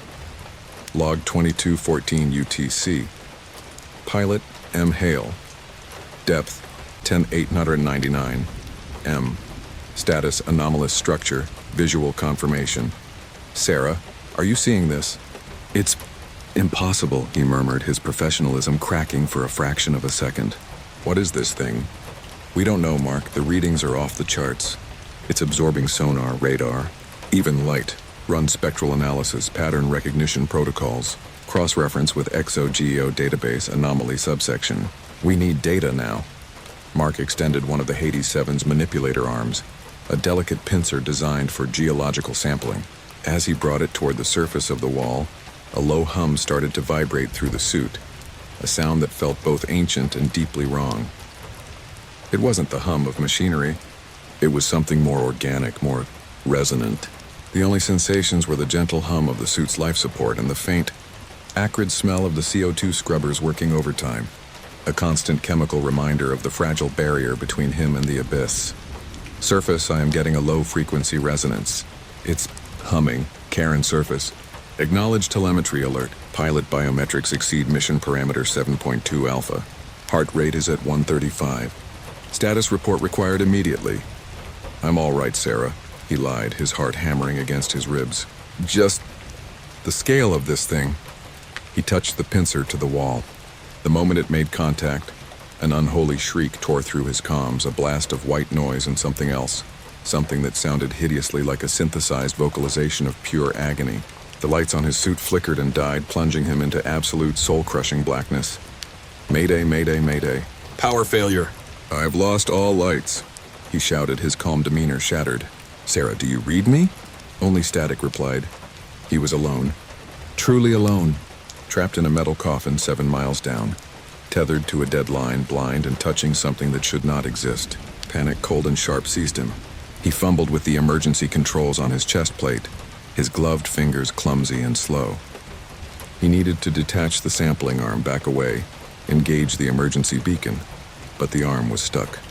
The hum had intensified, and now he could feel it vibrating through the frame of the suit, a bone-deep thrum that resonated in his teeth. He was anchored to the impossible structure. After what felt like an eternity of frantic, fumbling work in the dark, a set of dim, red emergency lights flickered on inside his helmet. They cast a hellish glow, illuminating his own terrified face reflected in the viewport. Outside there was nothing, just black. He tried the main lights again. Nothing. Comms. Static. He was a man in a can at the bottom of the world, and his can was broken. He took a deep, shuddering breath, forcing the training to take over. Panic was a death sentence. Manual log initiated, 2221 UTC. Pilot M. Hale, suit status, critical. He spoke the words aloud, forcing his training to override the rising terror. Primary power systems are offline following contact with unidentified structure. External lighting non-functional. Communications non-functional. Main umbilical link is unresponsive. Life support appears to be operating on independent battery. Current draw indicates 4 hours, 12 minutes of operational time remaining. Oxygen mix is nominal for now, but CO2 scrubbers are on emergency power and will be first to fail. He had to get free. He activated the manipulator's emergency release. a pyrotechnic charge designed to sever the arm if it became entangled. There was a dull thud and a jolt ran through the suit. He felt a sense of relief, but it was short-lived. He was still anchored. The hum was louder now, a dominant, oppressive presence. Manual log update, 22.24 UTC. Pilot M. Hale. Manipulator arm emergency pyrotechnic release engaged. Result negative severance. Joint appears fused to structure. Applying maximum torque via suit hydraulics, negative. Thruster engagement at 70%, ineffective. Suit remains locked in position by an unknown force. The resonance is increasing in amplitude and frequency. It was then that he saw it. In the faint red glow of his emergency lights, something moved on the surface of the wall. It wasn't a reflection. It was a light, a single pale blue light sliding across the black surface towards him. It moved with a smooth, predatory grace. "No," he whispered, the sound swallowed by the hiss of his rebreather. The light stopped a few feet from his viewport. It resolved itself into a shape, a soft, bioluminescent pattern. An eye. It was a massive, luminous blue eye the size of a dinner plate, and it was looking directly at him. It blinked slowly, deliberately. The pupil, a vertical black slit, dilated, seeming to drink in the faint red light of his helmet. Mark stopped breathing. The world narrowed to that single, impossible eye. It wasn't the eye of any whale or squid he had ever seen or studied. It was ancient, intelligent, and filled with a cold, analytical curiosity. The hum intensified, and now there were other sounds, clicks and whistles that seemed to be coming from the wall itself, a form of language he could feel in his bones. Then more lights began to appear, dozens of them, all over the section of wall he could see. Eyes. They were all eyes. Some blue, some green, some a baleful, angry red. They all opened. They all stared at him, the silent, trapped specimen in their midst. He emitted a raw vocalization, a choked-off sound of pure terror. He thrashed in his suit, pulling at the controls, hammering his fists against the inside of his helmet. The thrusters fired uselessly, straining against the invisible bond. The eyes just watched, unblinking. A new shape began to form in the water between him and the wall of eyes. The water itself seemed to coalesce, to darken and thicken. A form began to resolve out of the murky black, given shape by the eerie light of the watching eyes. It was humanoid but elongated, its limbs too long, its joints bending at unnatural angles. It had no face, just a smooth, pale surface where features should be. It drifted slowly, lazily towards his viewport, propelled by some unseen force. Mark recoiled, pressing himself against the back of his suit. A futile retreat. The thing reached out a long, slender hand, its fingers impossibly long and thin. It pressed its palm against the plexiglass of his helmet. There was no sound, but he felt it. A cold that had nothing to do with the water temperature. It was a deep, psychic cold that seeped past the titanium hull and into his mind, invading his thoughts with the chilling precision of a virus. And then came the images. Not his memories, but someone else's. He saw stars not as dots in a black sky, but as raging, fiery torrents seen from the void between galaxies. He saw worlds born and worlds die. He saw civilizations of creatures made of light and sound rise and fall. He saw the structure he was touching, not at the bottom of an ocean, but drifting through the space between dimensions. A silent, patient arc. He saw it arrive here, countless eons ago, settling into the deepest, darkest part of the world to wait, to sleep, to dream, and he had just woken it up. The psychic pressure was immense, a cascade of alien thoughts and billion-year-old memories flooding his mind, threatening to shatter his sanity. He saw what the structure was. Not a ship, not a city, a prison. And the things with the eyes, the thing now touching his helmet, they were the inmates, or perhaps the wardens. The distinction was lost in the torrent of incomprehensible horror. His nose started bleeding, hot, dark residue trickling over his lips. The suit's internal sensors began to shriek, a tinny alarm that was pitiably insignificant against the silent scream in his skull. Warning, O2 mixture hazardous. Warning, CO2 levels critical. Warning, pilot biometrics unstable. Through the flood of alien visions, he saw one more thing, an image of another Hades 7 suit just like his, crumpled and torn open like a can. He saw the pilot, a man he had trained with, his face a mask of frozen terror as a long, shadowy tendril reached inside. He saw him neutralized, not with violence, but with a touch. His essence, his very consciousness drawn out and consumed. It had happened 3 years ago. A catastrophic equipment failure, the report had said. They never found the figure, he understood now. Exodrill hadn't sent him here by accident. This was no survey mission. The geological survey was a lie. They knew something was here. They had been feeding it, sacrificing divers to appease or study this abyssal power. He was not an explorer. He was an offering. The faceless thing's hand was still pressed to his viewport. The psychic onslaught intensified. He could feel his own consciousness starting to fray, his memories unraveling. He was ceasing to be Mark Hale. He was becoming Data, another entry in an ancient silent library. With the last vestiges of his will, he reached for the final emergency control. It wasn't a release. It was a scuttle charge, a small-shaped explosive designed to breach the suit's fusion core and prevent the technology from falling into enemy hands. In the deep sea, it was a suicide switch. His fingers closed around the toggle. He looked past the faceless thing at the wall of 1,000 patient watching eyes. He saw the first eye, the luminous blue one, and for a moment he felt a flicker of something new in its gaze. Not curiosity, not hunger, it was surprise. Maybe the abyss did have a memory after all. And maybe, just maybe, you could give it a new one. A memory of fire and light in a place that had only known darkness. He took one last shuddering breath, the air thick and toxic. His vision was blurring, the red emergency light swirling with the apathetic blue glow of the eyes. He thought of the sun, a thing he hadn't seen in months, a thing he would never see again. His comms crackled, a single distorted word breaking through the static. It sounded like Sarah. It sounded like she was emitting a raw vocalization. Arc. He pulled the switch. There was no sound. There was only pressure.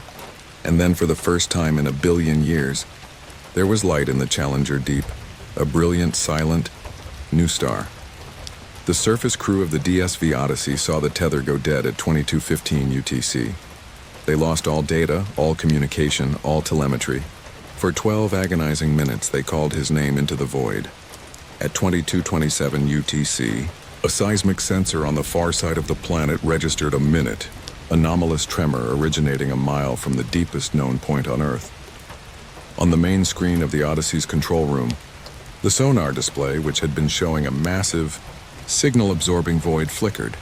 For a fraction of a second before the whole system overloaded and went dark, a new image appeared. It was an eye, impossibly vast, occupying the entire display. And in its luminous, terrifying depths there was a single tiny new pinprick of furious burning light, a final defiant vocalization against the dark. The search for Mark Hale's figure was called off after 3 weeks of fruitless ROV scans. The official report, classified Level 9 by Exodrill Corp., cited an unforeseeable encounter with extreme seismic activity leading to catastrophic suit failure. Exodrill Corp. Sealed the records. The Mariana Trench was declared a permanent exclusion zone, but sometimes, the junior sonar techs on passing survey ships, late at night when the captain is asleep, will point their systems down into the black. They do it on a dare, a bit of morbid fun. Most of the time they see nothing, but every now and then they pick up a sound, a low resonant hum, broadcast on a frequency that shouldn't be possible, cycling on a 77-second loop, and sometimes they say, when they isolate the audio and run it through decryption analysis, the hum sounds like it's waiting and learning. The second man, the air in the cramped 2-man saturation habitat was thick with the scent of recycled oxygen and the faint, metallic tang of the lithium hydroxide scrubbers working tirelessly to keep the CO2 at bay. The atmosphere, a heliox mix, was so dense you could almost feel it, and it carried the unique, almost sweet smell of the welding gear stored in the aft locker. Outside, the crushing blackness of the abyss pressed in from all sides, a constant, silent reminder of the 1,500 feet of water above us. My partner, Mark, was sleeping in his bunk, his breath a steady, rhythmic hiss in the quiet of the chamber. I was on watch, monitoring the habitat systems and the deep-sea currents on the sonar display. Log entry 2245, all systems nominal. We were commercial saturation divers, a fancy term for underwater construction workers. Our current job was to repair a section of a deep-sea oil pipeline. It was dangerous, meticulous work, but the pay was phenomenal. We lived in the pressurized habitat for 28 days at a time, our bodies saturated with helium to prevent the bends, leaving only in our heavily armored atmospheric diving suits to work on the pipeline. The helium made our voices comically high-pitched, a constant reminder of our unnatural environment. Decompression at the end of the tour took a full week, a slow, painstaking process. You had to have a certain kind of mind to handle it, calm, methodical, and immune to the claustrophobia and isolation that drove other men mad. Mark was a good partner. We'd been on a dozen tours together. He was quiet, professional, and had a knack for seeing a problem before it became a crisis. But this tour, something was different. He was quieter than usual, his eyes holding a distant, haunted look. I'd asked him if he was okay during our pre-dive checks, but he just shrugged and said he was tired. I didn't press it. In this line of work, you give your partner space. You trust your partner to manage their own headspace. It's part of the job. I was staring at the green swirl of the sonar when a proximity alert blared, a jarring, high-pitched alarm that cut through the low hum of the life support. Timestamp 0314. I straightened up, my heart lurching. The alert was for the exterior of the habitat. My console showed a biological contact, large but moving slowly. Mass signature was unlike anything in the database. "Mark, wake up," I said, my voice steady despite the adrenaline. "We've got a visitor." He was out of his bunk in an instant, his movements fluid and practiced. He joined me at the console, his brow furrowed as he studied the screen. "What is it, a whale? Giant squid?" "Too slow for a whale," I said, zooming in on the contact. The resolution wasn't great at this pressure, but it was massive, easily the size of a small submersible. It was circling the habitat, a slow, deliberate patrol pattern, and it's not reading like any squid I've ever seen. The density is off. The acoustic signature is scattered, almost diffuse. We watched in silence for 10 minutes as the shape continued its slow, unnerving circuit. There was an intelligence to its movements that made the hair on my arm stand up. This wasn't some dumb fish bumping into our can. It knew we were here. It was assessing us. Then, as suddenly as it appeared, it was gone. The proximity alert went silent at 0325 and the sonar screen was clear. "What the hell was that?" Mark whispered, his face pale in the green glow of the monitors.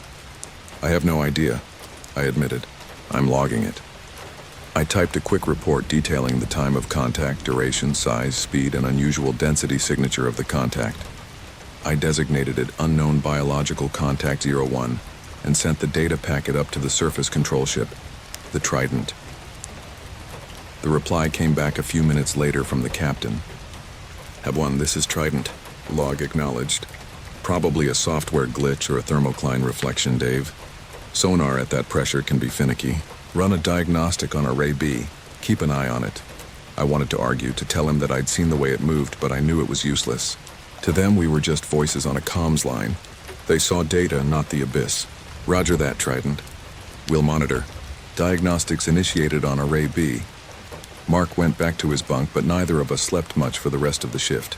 Every creak of the habitat's titanium hull, every gurgle of the filtration system sounded like the return of our visitor.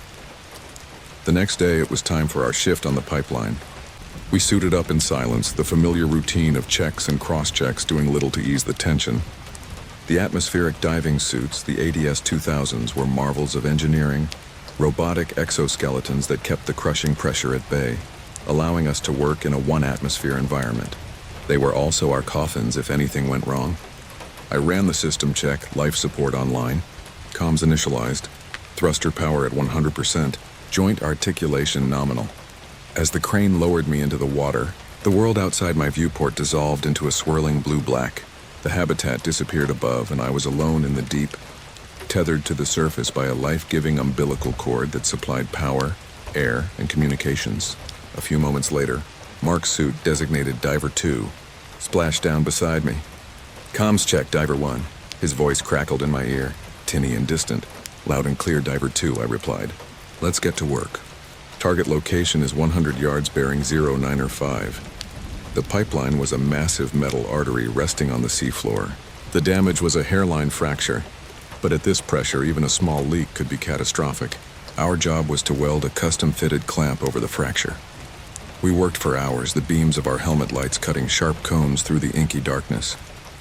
The only sounds were our own breathing, the soft hiss of the CO2 scrubbers in our suits, and the high-pitched whine of the welding torch.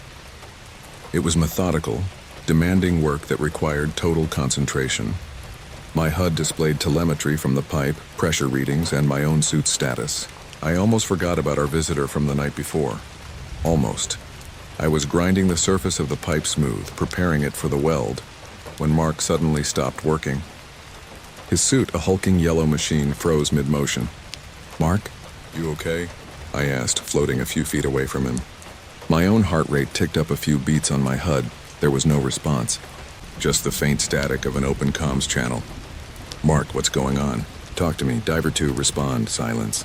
I could see his helmet through my viewport, but the reflective faceplate showed me nothing but my own distorted reflection. Panic began to prickle at the edges of my calm. I moved closer, my suit's thrusters firing in short, controlled bursts. "Mark!" That's when I heard it. A low guttural sound coming through Mark's open channel. It wasn't human. It was a wet, clicking noise like 1,000 insects chittering at once. And then I saw the movement behind him. Something vast and pale detached itself from the darkness. It wasn't swimming. It was unfolding. Long, spindly limbs, impossibly thin, stretched out from a central mass. It had no eyes that I could see. No discernible features, just a shifting, gelatinous body that seemed to absorb the light from my headlamp. It was wrapped around Mark's suit. Its limbs, like bony fingers, were prying at the seals of his helmet, finding purchase on the neck dam ring. "Trident, this is Diver 1. I have a situation." "Something's got Mark," I shouted, my voice cracking. "Diver 1, be advised." The captain's voice came back instantly, cold and focused. "We have biotelemetry termination for Diver 2 at 1422 Zulu. Life support systems are non-responsive. Protocol 7 Gamma is in effect." His words hit me like a physical blow. A flatline. Biotelemetry termination. Mark was gone. The suit was just a container now. The thing attached to his suit turned its non-face towards me. The clicking sound intensified, vibrating through the water through the hull of my suit. It felt like it was inside my skull. It let go of Mark's suit and his unmoving figure drifted slowly away, tumbling end over end into the abyss, a yellow speck vanishing into eternal night. Then it started moving towards me. I've never known fear like that. It was a pure, primal terror that bypassed all my training, all my carefully constructed mental defenses. I fumbled with my controls, firing my thrusters in a blind panic, trying to get back to the habitat. The creature was surprisingly fast. It flowed through the water, its pale limbs reaching for me. I could see it clearly now in my lights. Its skin was a translucent white, and I could make out dark shapes moving inside it. It was a biological impossibility, a nightmare given form in the lightless depths. My umbilical cord snapped taut, a lifeline pulling me back towards the habitat. The crane operator on the surface must have seen the chaos on the camera feed and was pulling me in. The creature was still coming, closing the distance. One of its limbs brushed against the leg of my suit, and an unholy cold radiated through the metal, a cold that had nothing to do with the water temperature. My suit's temperature sensors didn't register a change, but I felt it in my bones. I brandished my welding torch like an object, a useless gesture against a monster from the dawn of time. I braced for the impact, for the feeling of my suit cracking open, for the crushing pressure that would neutralize me in an instant. But it stopped. It hung in the water, just beyond the reach of my lights, a pale shape in the darkness. The clicking noise faded and it began to recede, folding back into the blackness from which it came. I was hauled back into the habitat, my body shaking uncontrollably. As soon as my helmet was off, I vomited. The captain was a constant voice in my ear asking for a report, a debrief, but I couldn't speak. I could only sit there, dripping wet, and stare at Mark's empty bunk. They kept me in the habitat for another 12 hours while they decided what to do. Leaving a lost diver and $1 billion pipeline unfinished was not a decision they took lightly, but there was no way I was going back out there. They logged my status as Enader's unfit for duty due to acute psychological trauma. They knew it. Eventually, they began my decompression, a week-long solitary journey back to the world of sun and air. It was a week of hell. I couldn't sleep. Every time I closed my eyes, I saw that pale, unfolding thing. I heard the clicking in my ears. I felt that unnatural cold. On the third day of decompression, the nightmares started. I dreamt I was outside, on the seafloor. But I wasn't in my suit. I could feel the pressure, the cold water on my skin. I could breathe. and I wasn't alone. The creature was there, but it wasn't attacking me. It was just watching, and next to it stood a figure in a yellow diving suit. It was Mark. He lifted a hand and waved. I would wake up with a strangled vocalization, my heart hammering against my ribs. The habitat, once a place of safety, now felt like a cage, trapping me with the memory of what I'd seen. The company psychiatrist patched in for mandatory sessions, his voice tinny and distant over the comms, asking me to describe my feelings. I told him nothing. I finished my decompression and quit my job the same day. I never went back to the sea. I sold my house and moved to the desert, as far from the ocean as I could get. But sometimes at night, when the wind howls and the world outside is dark and quiet, I hear it. A faint, wet clicking sound, and I know that what's in the deep doesn't always stay there. It remembers. The old sailors knew. The deep has its presences. They spoke of krakens and sea serpents, dismissing them as myths. But myths are just stories that have been told for so long they've forgotten they were once real. I saw one of those realities. I saw what lived in the pressure and the dark, a place man was never meant to go, and I saw it neutralize my friend. But the most terrifying part isn't what I saw. It's the question I can never answer. The proximity alert went off the night before the attack. The creature was at the habitat circling us. The log I sent to the Trident said it was a single, large biological contact, Class 4 mass signature, but there were two of us in that habitat, Mark and me. The creature that took Mark wasn't a presence. It wasn't a sea monster, not in the way we think of them. When it unfolded itself from the darkness, when I saw its impossible form, I knew what it was. It was a hunter. The question that keeps me awake in the dry desert heat is this. If the creature was the hunter and Mark was the prey, then what? Was the second man the scanner detected circling our habitat the night before? The last descent log start, 06 Indoror Chamonix CR base, barometric pressure, 1012 HPA and falling slowly. Team Alpha is on active alert. Roster mission lead Elias Vance, communications and medical specialist Maya Shirazi, technical and gear specialist Liam Chen, mission designated SAR MB774, search and rescue for one Julian Croft, certified level 4 alpinist reported missing by his emergency contact 18 hours prior. Last confirmed beacon transmission time-stamped Aero 347, originating from the Mont Blanc Massif, Aiguille du Dreux sector, Quadrant 4, Charlie. Our window is tight. Meteorological projections indicate a stable 12-hour operational window before a significant subtropical pressure drop initiates high-velocity katabatic winds post-18 hours. All primary and redundant equipment diagnostics show green. Eurocopter AS-350 Banshee is spooled and ready for departure. The chopper blades beat a frantic rhythm against the thin, cold air, a mechanical heartbeat in the vast, silent cathedral of the Alps. Inside, Elias Vance stared out the plexiglass bubble, his gaze tracing the jagged gray spine of the mountain range. Below them, the world was a brutalist sculpture of rock and ice, beautiful and utterly indifferent. He ran a gloved hand over the schematics laid out on his knee. Julian Croft, a name, a face from a file, a blinking red dot that had gone dark 12 hours ago. Anything on approach? Elias's voice was a low rumble, barely audible over the engine's roar. Maya, huddled over the comms console, shook her head. Her face, illuminated by the green glow of the screen, was grim.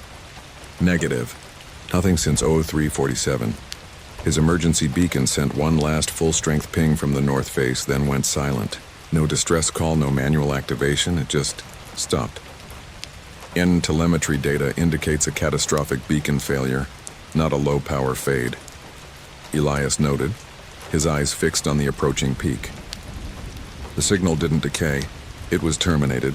Liam, ever the pragmatist, was triple-checking their gear. Each carabiner was clipped in precise order, ropes coiled with mathematical perfection. The metallic tang of the gear and the slight, almost imperceptible smell of ozone from the radio equipment filled the small cabin. Could still be impact trauma. A significant fall could shatter the housing and the lithium battery simultaneously. We won't know until we have eyes on Tinan. Julian's gear is top of the line, always serviced, Elias countered. He's not the type to get caught out by equipment failure. And he's climbed the Drew half a dozen times. He knows this face better than his own. People make mistakes, Liam said quietly, securing a final strap on his pack. Even the best Ombre log update. 10:15. Insertion confirmed. Base camp established at 3,042 meters on the Charpua Glacier. The helicopter departed, its sound devoured by the immense silence, leaving the three of them alone in the white wilderness. The air was razor-thin, each breath a conscious effort. They were a tiny splash of primary color, red, yellow, blue Gore-Tex against a canvas of unforgiving monochrome. Log update 1021. Maya's voice was crisp over the comms link to a silent base. Insertion at 3,842 meters successful. Air temperature 12 degrees. Wind speed 5 knots WSW. SPO2 for all team members is nominal, reading 91%, 90%, and 92% respectively. Establishing forward operating camp on the Charpua Glacier. Commencing grid search pattern Delta 7 as per mission brief. The static-laced confirmation was a fragile link to the world below. From here on, they were on their own. They began their ascent toward the Le Sueur route, the path Julian's initial flight plan had detailed. The crunch of their crampons on the hard-packed fern snow was the only sound, a steady, percussive beat against the profound quiet. They moved past the Bergschrund, the great chasm where the glacier pulled away from the mountain's flank. It was a gaping, blue-lipped mouth, exhaling a deep, ancient cold, leading to the planet's frozen guts. Liam secured an ice screw, set the line, and they crossed the void one by one, suspended over an abyss of indeterminate depth. Hours passed.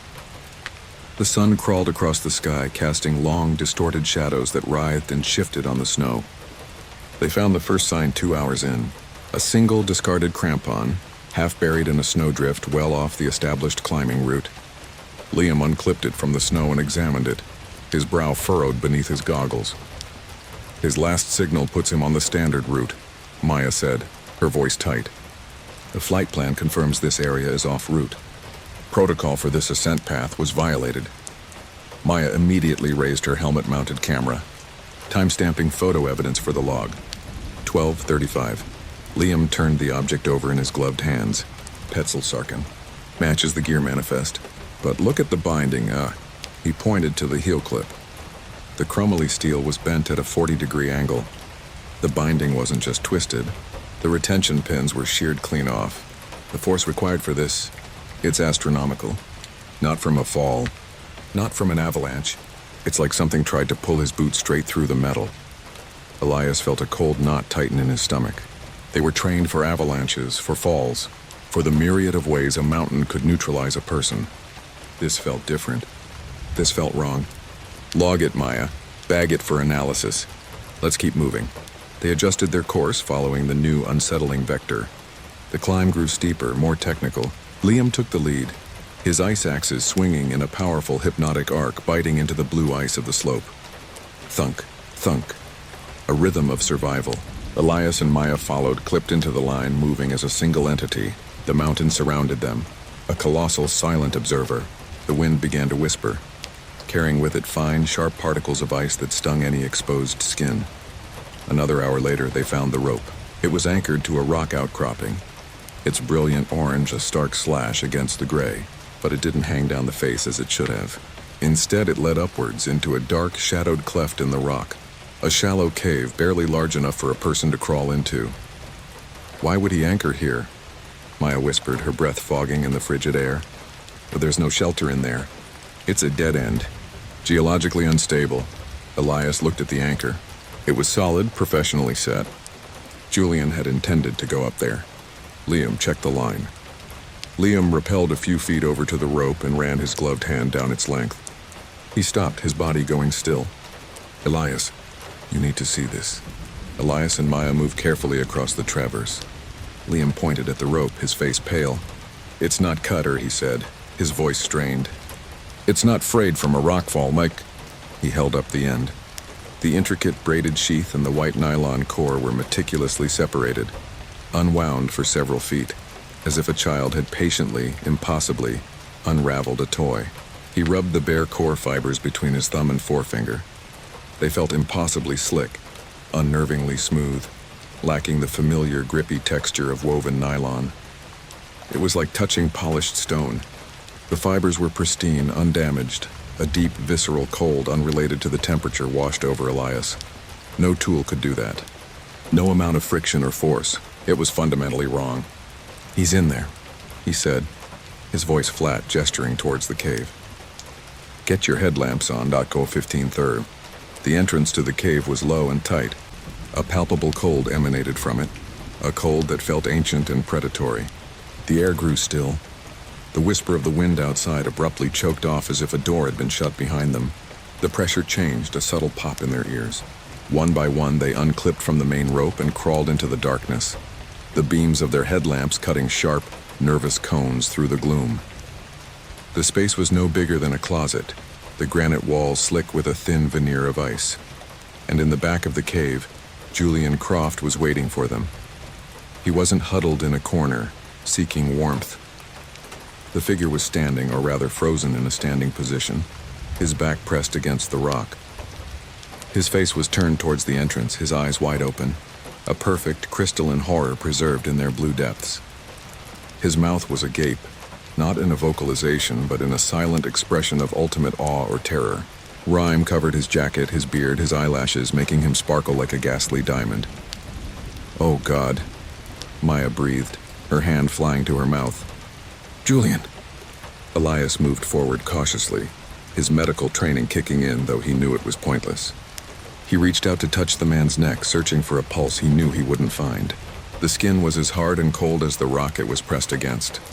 Time of expiry, impossible to determine. Rigor is absolute, full body freezing.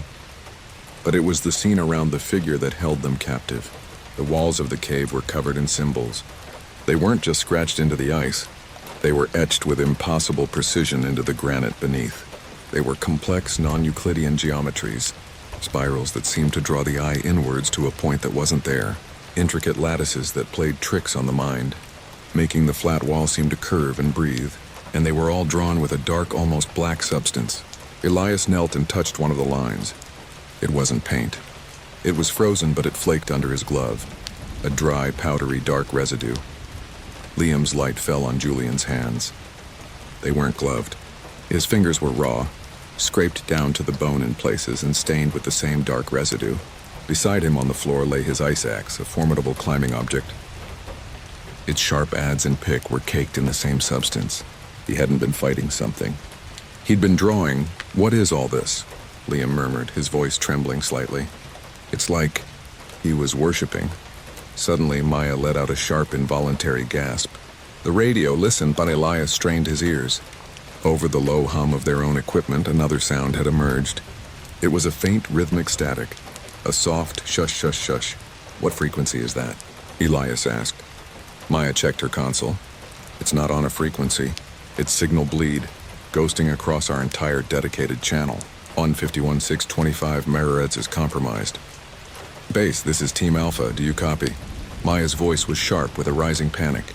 The rhythmic static grew slightly louder in response, the cadence almost like breathing. No voice replied. "It's not a signal," Elias said, a horrifying realization dawning on him. "It's a response, then a new sensation. It wasn't a sound that hit their ears, but a pressure that resonated deep in their chest cavities. A subaudible frequency that made their teeth ache. A low guttural vibration that seemed to emanate not from the radio, but from the rock itself. From the mountain, the beams of their headlamps began to flicker erratically. The temperature in the tiny cave plummeted, their breath turning to thick, choking plumes of white. The geometric symbols on the wall seemed to pulse with a faint, internal light, the dark residue lines glowing a malevolent, deep red for a fraction of a second. And from the frozen mouth of the figure, Julian Croft, a voice spoke. It was not Julian's voice. It was a chorus of whispers, 1,000 dry, crackling voices speaking as one, a sound like autumn leaves skittering across pavement. The language was unintelligible, full of sharp clicks and sibilant, drawn-out hisses, but the intent was unmistakable. It was ancient, and it was hungry. A presence had been disturbed. "We have to go," Elias yelled, his own voice sounding small and fragile. "Now, out!" Panic erupted. Liam, closest to the entrance, scrambled backward, his crampons screeching on the rock. Maya was frozen for a second, her eyes locked on the softly glowing symbols. Elias grabbed her arm, pulling her with him. "Maya, move!" As they scrambled out of the cave, back into the blistering wind and cold, the whispering voice rose in pitch, twisting from a chorus of whispers into a single piercing, atonal vocalization that vibrated through their bones. It was a sound of immense loss and rage. It was the mountain itself given a voice. "Liam, standard abseil is compromised. Switch to emergency descent protocol," Elias shouted over the unholy noise. Liam didn't hesitate, slamming a V-thread anchor into the ice with brutal efficiency. "Anchor set," he yelled. "Maya, you're on! Go, go!" They didn't bother retrieving the anchor. They clipped in and began their descent, a frantic, controlled fall down the face of the mountain. They didn't look back. The feeling of being watched, of a vast and ancient consciousness focusing its malevolent attention on them, was a physical weight on their backs. When they were 100 meters down, they risked a glance upwards. The entrance to the cave was just a dark slit in the rock. But for a moment, Elias could have sworn he saw something move in the shadows, something tall and unnaturally thin, unfolding itself against the pale sky. They didn't stop until they reached the glacier, their lungs burning, their muscles screaming. They abandoned the base camp, grabbing only the emergency comms pack. The helicopter, responding to their frantic, broken calls, found them huddled on the ice an hour later, 3 survivors of a battle they couldn't comprehend. Log end, 2250. RTB complete. Team Alpha safe. Mission assets accounted for, minus 1 set of anchors and rope. Declared casualties. 1 Julian Croft. Official cause of expiry to be listed as environmental exposure. Evidence logged. 1 damaged Pitzel crampon, 1 heavily damaged helmet camera with fully corrupted data. Recommending indefinite closure of Sector Gamma 9 of the Aiguille du Drou. Reason: anomalous geological and atmospheric phenomena reported. In the harshly lit debriefing room, the air was warm and recycled, a sterile mockery of the thin, vital air they had just left. The report was filed. The official story was set. But they knew what they had heard, what they had felt. They had climbed a mountain and found not a peak, but an altar. They had been sent to rescue a man, but had instead trespassed into the sanctum of a presence that had been there long before the first human drew breath. A presence that was now awake. We don't try to explain it anymore. We just report what we found and leave the rest to whatever comes next. The call of the Triton logs, 0815 mission commencement. Submersible designation Angler 7 is prepped for deep-sea salvage operation 34 Gamma. Crew consists of pilot-operator Abel, myself, and salvage. Specialist Elias Vance. Our objective: locate, breach, and assess the wreck of the nuclear submarine Triton, lost with all hands 10 years ago in the abyssal plains. The mission is classified, the stakes unstated but palpable. The descent is a silent, creeping affair, a controlled fall into oblivion. Outside the 12-inch thick reinforced quartz of my viewport, the world dissolves from cerulean blue to an impenetrable liquid black. We are a single fragile spark of light falling into an infinite cold nothingness that has never known the sun. For hours, the only sounds are the rhythmic, reassuring hum of the life support systems recycling our air, the low groan of the titanium hull adjusting to the immense, crushing pressure, and the calm procedural callouts from mission control. A distant voice from a world away, log 100515, depth 1,800 meters, passing through the dysphotic zone. External pressure now exceeding 180 atmospheres. Hull creaks are within expected parameters. All onboard systems checked and confirmed nominal. Log 112030, depth 2,500 meters. Hull integrity at 99%. All systems nominal. Surface light is now a theoretical concept, a distant memory. We are in the midnight zone, the true abyss. Anything on the long-range sonar, Elias? I ask, my voice a dry crackle in the confined, sterile space of the cockpit. The air tastes faintly of metal and ozone. Elias, his face illuminated by the emerald green glow of his console, shakes his head slowly. Negative, Abel. Just the usual abyssal chatter, bioluminescent static, shrimp pops, and the sound of our own engines echoing back at us. She's hiding well down here. His calm, methodical professionalism is a comfort in this oppressive, eternal darkness. We've worked together for 7 years, a well-oiled machine operating in the most hostile environment on Earth. Today feels different, though. The quiet is heavier. Log 134510. Wreckage of target vessel Triton confirmed. Position is 2.8 clicks northwest of last known coordinates. Massive geological anomaly requires investigation. Got her, Elias says, a sudden sharp tension entering his voice. It's a bearing 045, range 500 meters Yara. On my main screen, a ghostly phosphorus image resolves from the cascading sonar data. It's the Triton, all right. But she's not resting on the seafloor as all projections indicated. She's wedged nose down in a massive deep-sea canyon, her stern jutting out into the void like a colossal black tombstone.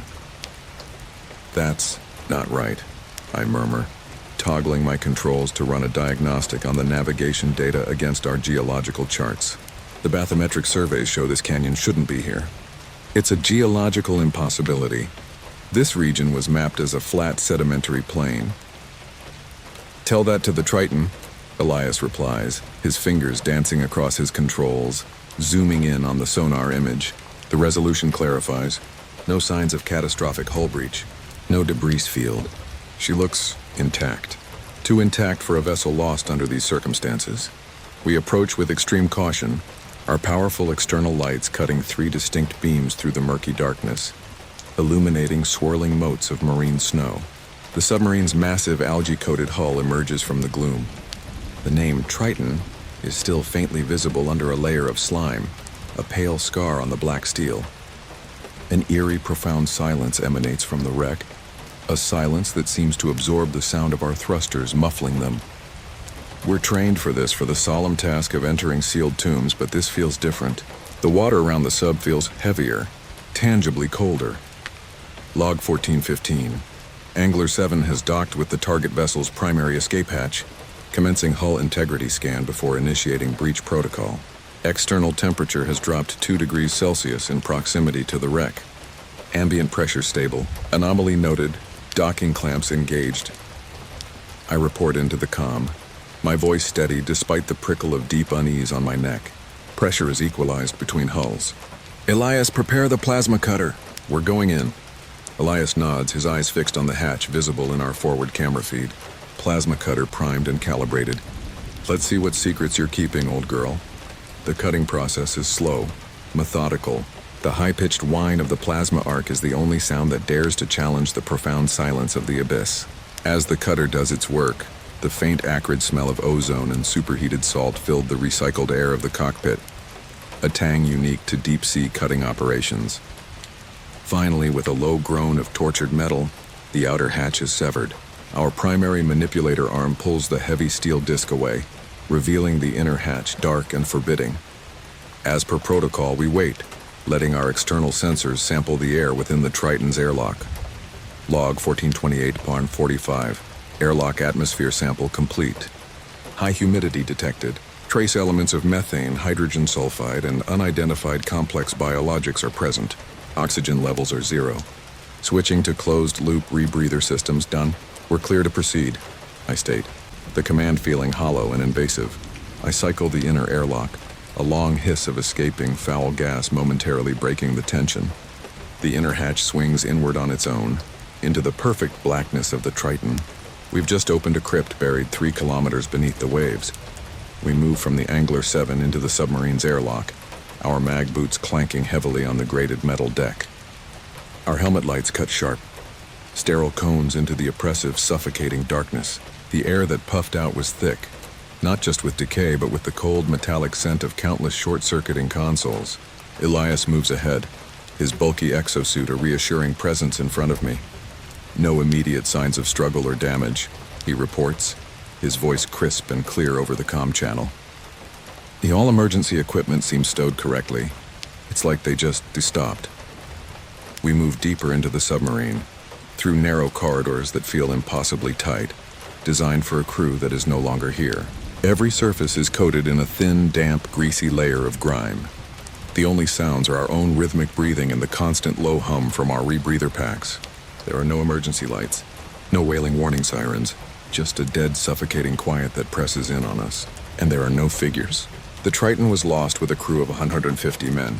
We should be navigating a grim tableau of their remains, but there is nothing. The ship is pristine in its decay, yet utterly, unnervingly empty. It's a ship defined by a presence in the truest sense. Abel, you need to see this. Elias calls from the control room up ahead, his voice strained. I follow him onto the bridge. It's a scene of chilling, frozen normalcy. Charts are laid out on the navigation table, weighed down. Half-empty mugs of coffee are secured in their gimbaled holders. But a strange, dark residue coats everything. The consoles, the chairs, the bulkheads. It's slick and black like old engine oil, but its texture seems porous. It doesn't reflect the light from our lamps. It devours it, creating small pockets of absolute blackness on the metal. Elias is standing before the captain's chair, looking at the main communications console. The ship's logs, Ray, he says, his voice barely a whisper. The last entries are. They're not standard naval procedure. I move to his side and look at the screen. The text is still glowing with a faint residual power. The last entries are not reports or status updates. They're frantic, terrified, almost poetic ramblings. Day 3. The singing. It's coming from outside the hull, resonating within the metal. Crew is on edge. Can't pinpoint the source. Day 4. Jenkins swore he saw someone outside his viewport. Motion. We're at 2,000 meters. Impossible. Dr. Aris is sedating him, citing nitrogen narcosis. Day 5. We can't turn it off. The sound. It's in our heads now, even with comms off. It's telling us things. It says the ocean is hungry. It says it wants in. Day 6. The dark residue is appearing on the bulkheads. It wasn't a leak. It's growing, seeping from the welds. Some of the men have touched it. They don't talk anymore, they just stare out the viewports. The final entry is a single, terrifying sentence, logged minutes before the sub went silent 10 years ago. It is not a song. It is a call, and we have answered. A cold dread, colder than the abyssal water outside, seeps into my bones, into the very marrow. What the hell happened here? I breathe. The words fogging the inside of my helmet. Elias doesn't answer. He's staring at a small blinking light on the sonar panel. A new contact. One single tiny contact moving slowly, deliberately just outside the Triton's hull. What is that? I ask, my hand instinctively going to the emergency beacon on my suit's chest plate. Is it a submersible? Another team? Two smaller, Elias says, his voice flat, emotionless. And the energy signature is wrong. It's organic, but not biological. It's harmonic. He reaches out a gloved hand and touches the screen right over the blinking dot. His fingers leave a smear on the glass. It's beautiful. Elias, step away from the console. I order, my voice sharp. His behavior is erratic and non-compliant. Worry coils tight and cold in my gut. He turns to me, and for the first time I see his face clearly in the glow of the panel. His eyes are wide, unfocused, and blissfully vacant. A thin trickle of dark residue is leaking from the corner of his right eye, looking like a single black tear. Log 145830. Pilot Vance is exhibiting signs of unknown cognitive compromise. Vital signs are showing extreme fluctuation.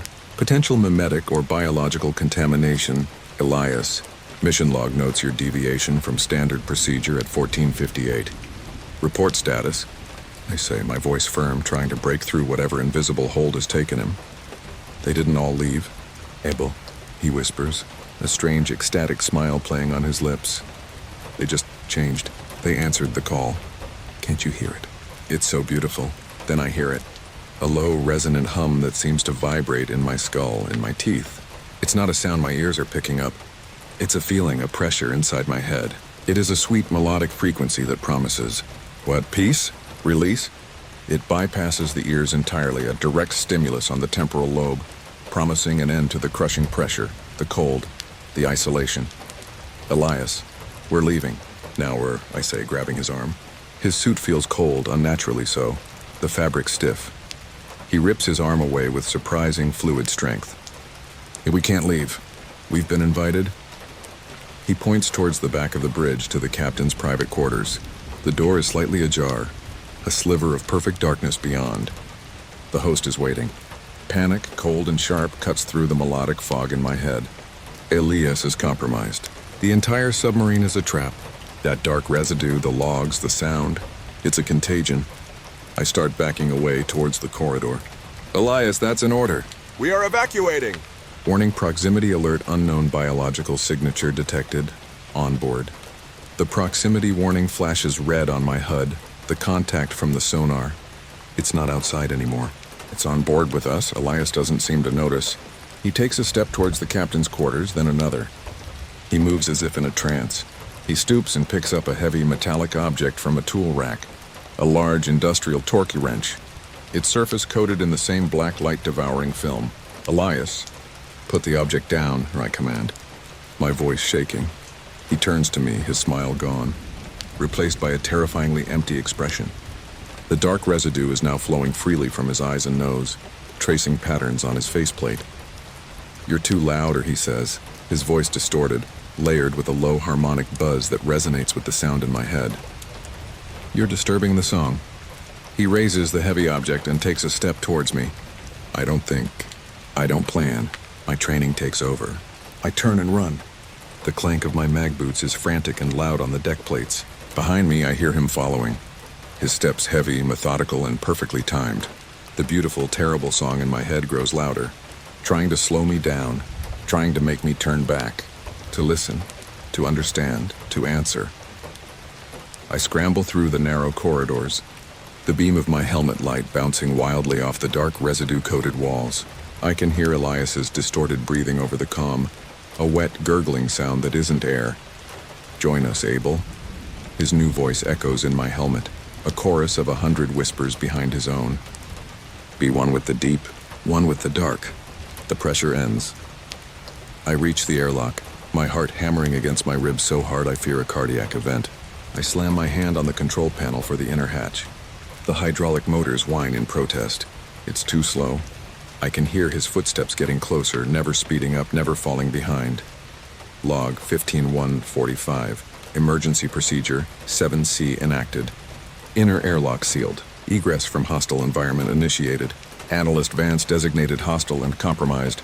The heavy door begins to slide shut. Through the narrowing gap, I see Elias. He's not running. He's walking, covered in the glistening black residue. He's not Elias anymore. He's just a vessel. He stops just before the door, tilts his head, and gives me that same ecstatic, horrifying smile. You can't run from the call. It sings in 1,000 discordant voices. The door slams shut, sealing with a deafening thud and a final hiss of pressure locks. I'm safe. For a moment, I scramble back into the Angler 7, my hands shaking so badly I can barely engage the undocking sequence with the master override. Mission Control, this is Abel. Do you read me? Break. I have a compromised mission. Emergency evac. Elias is lost. I repeat, Specialist Vance is lost. He's been contaminated. The wreck is a biological hazard. I'm yelling, my professional composure shattered into a million pieces. The reply is hesitant, laced with static and confusion. Angler 7, we read you. Contaminated? Please clarify mission status. Your audio is distorted. We're hearing a secondary carrier wave on your frequency. As the Angler 7 pulls away from the Triton's cursed hull, I look back at the viewport. In the gloom of the airlock window, a figure is standing there. It's Elias, but his suit is bulging, contorting in impossible ways. The dark residue is covering him completely, reshaping him into something new, something that belongs to the deep. As he raises a hand to the window, it's no longer a gloved hand, but a mass of black, writhing tendrils that pulse with a faint inner light. My vocalization is a choked, desperate sound. I slam my fist on the emergency ascent button, and the submersible's powerful thrusters kick in, rocketing us towards the surface, away from the crushing dark. But as we rise, a new sound registers on our external sensors. The hydrophones are picking it up, clear as a bell. A low, beautiful, resonant song coming from the black tomb of the Triton far below. And to my absolute horror, I realize that even now, miles away and accelerating, a tiny part of me wants to turn back. The call follows. Decomposition, we were a cleanup crew. Not the kind that deals with spills or industrial accidents, but the kind that gets called when science, in its infinite and often terrifying ambition, goes wrong. We were a team of specialists in hazmat and biohazard containment. My name is irrelevant. Call me Unit 01. The familiar hiss of the rebreather filled my ears, a comforting sound before the storm. Through my helmet's filtration, the air carried the crisp, sterile scent of ozone, a chemical counterpoint to the organic decay we were briefed on. Our team was comprised of 4 members. Miller, unit lead. a man whose face was permanently etched with the grim lines of someone who's seen too much. Jacobs, Unit 02, our tech specialist, younger and a bit too eager. And Davies, Unit 03, the heavy ordnance guy, stoic and dependable. We were briefed on a biological anomaly at a suburban residence. A new form of recombinant fungus developed in a private basement lab had breached containment. The initial report was sparse: rapid, aggressive growth, consumption of organic material, and complete communication silence from the residents for 72 hours. Standard procedure. The house looked deceptively normal from the outside. A two-story colonial with a well-manicured lawn, now slightly overgrown. The only sign of abnormality was the black, mold-like substance creeping out from under the front door and windowsills, pulsing faintly in the waning daylight. "All right, team, standard entry protocol." Miller's voice crackled through our comms, steady as ever.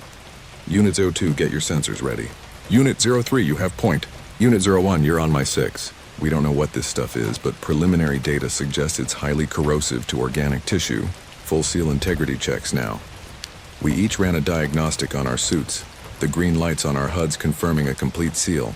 The slightly abrasive texture of my suit's gauntlet felt familiar as I ran my hand over the helmet bezel. A final manual check for integrity. Davies pushed the front door, which swung open with a wet sucking sound. The smell hit us even through our filtered air supplies. A thick, cloying odor of rot and something else. Something acrid and alien. The interior of the house was a nightmare. The black substance, a kind of living, pulsating biomass, coated almost every surface. It moved with a slow, peristaltic rhythm, thick veins of it running up the walls and across the ceiling like a perverse circulatory system.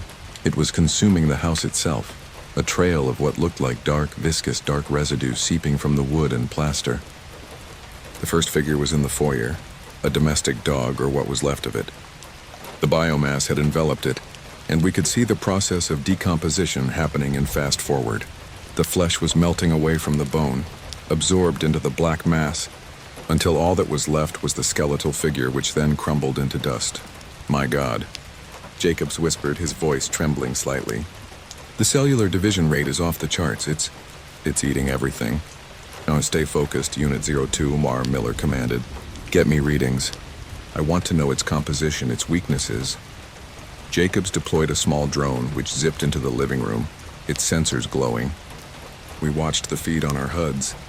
The room was the epicenter. The biomass was thickest here, coalescing into a central throbbing mass. And in the center of that mass was a human shape, barely recognizable. The homeowner, we presumed. It wasn't a figure, not anymore. It was part of the growth, its limbs elongated and fused with the pulsating walls. "Command, we have visual confirmation of the primary vector," Miller reported into his comms. "The subject is integrated into the central mass. It appears to be the core." The biomass seemed to react to the drone's presence. A tendril, thick as a python, shot out from the wall and snatched the small machine out of the air. The feed went dead. "It's aware," Davies grunted, raising his cryosprayer.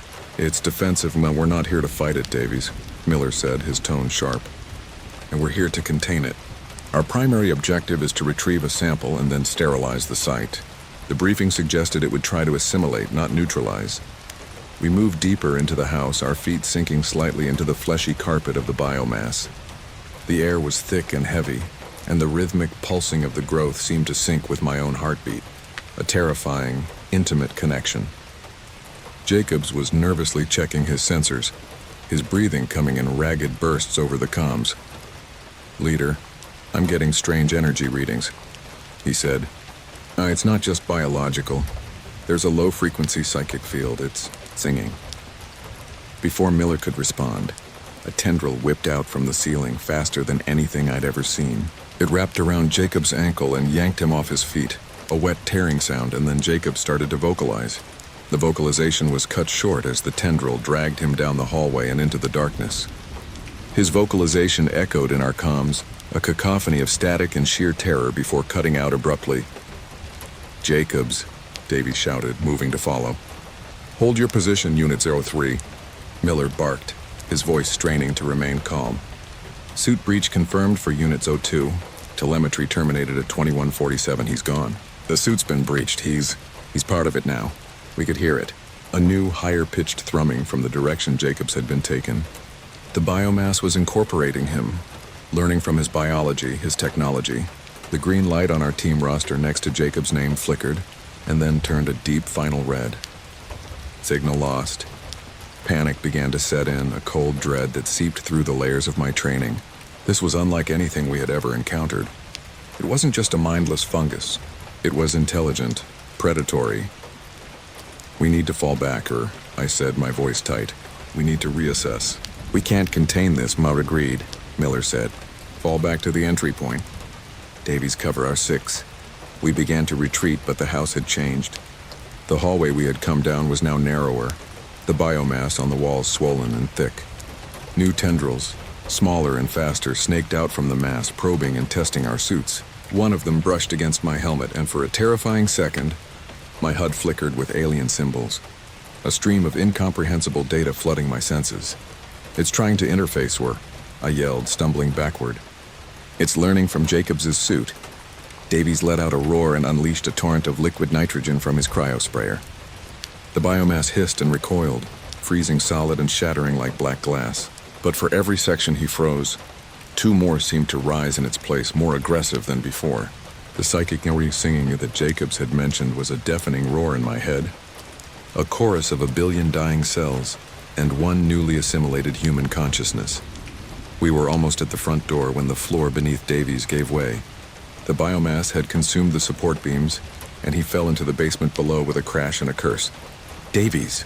Miller shouted. "I'm all right," came the strained reply over the comms. "But my leg is pinned. The suit's holding, but I can't move." Miller and I looked at each other. We both knew the protocol. No one gets left behind. But we also knew what was happening to the house, to the biomass. It was growing exponentially, feeding on the structure, on the air, on us.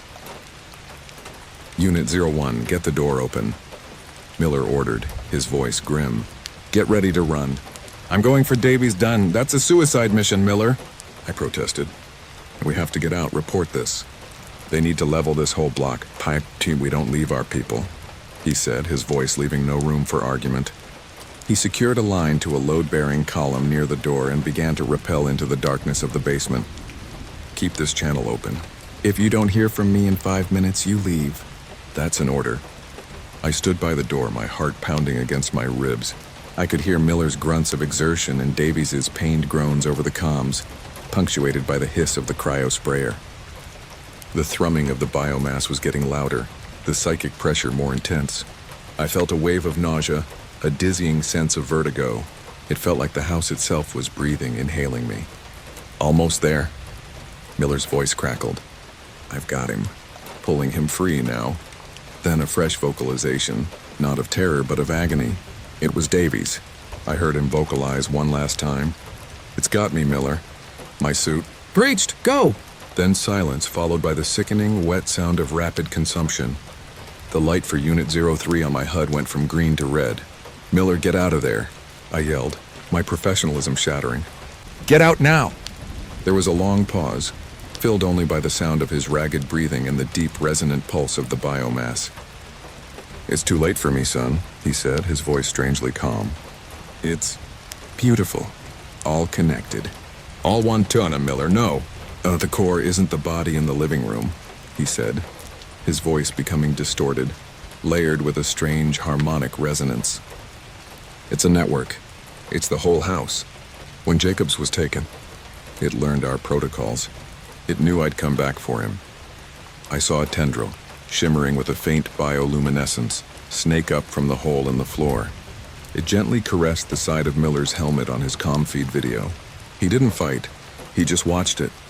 "It knows you're at the door," he whispered, his voice now a chorus of many.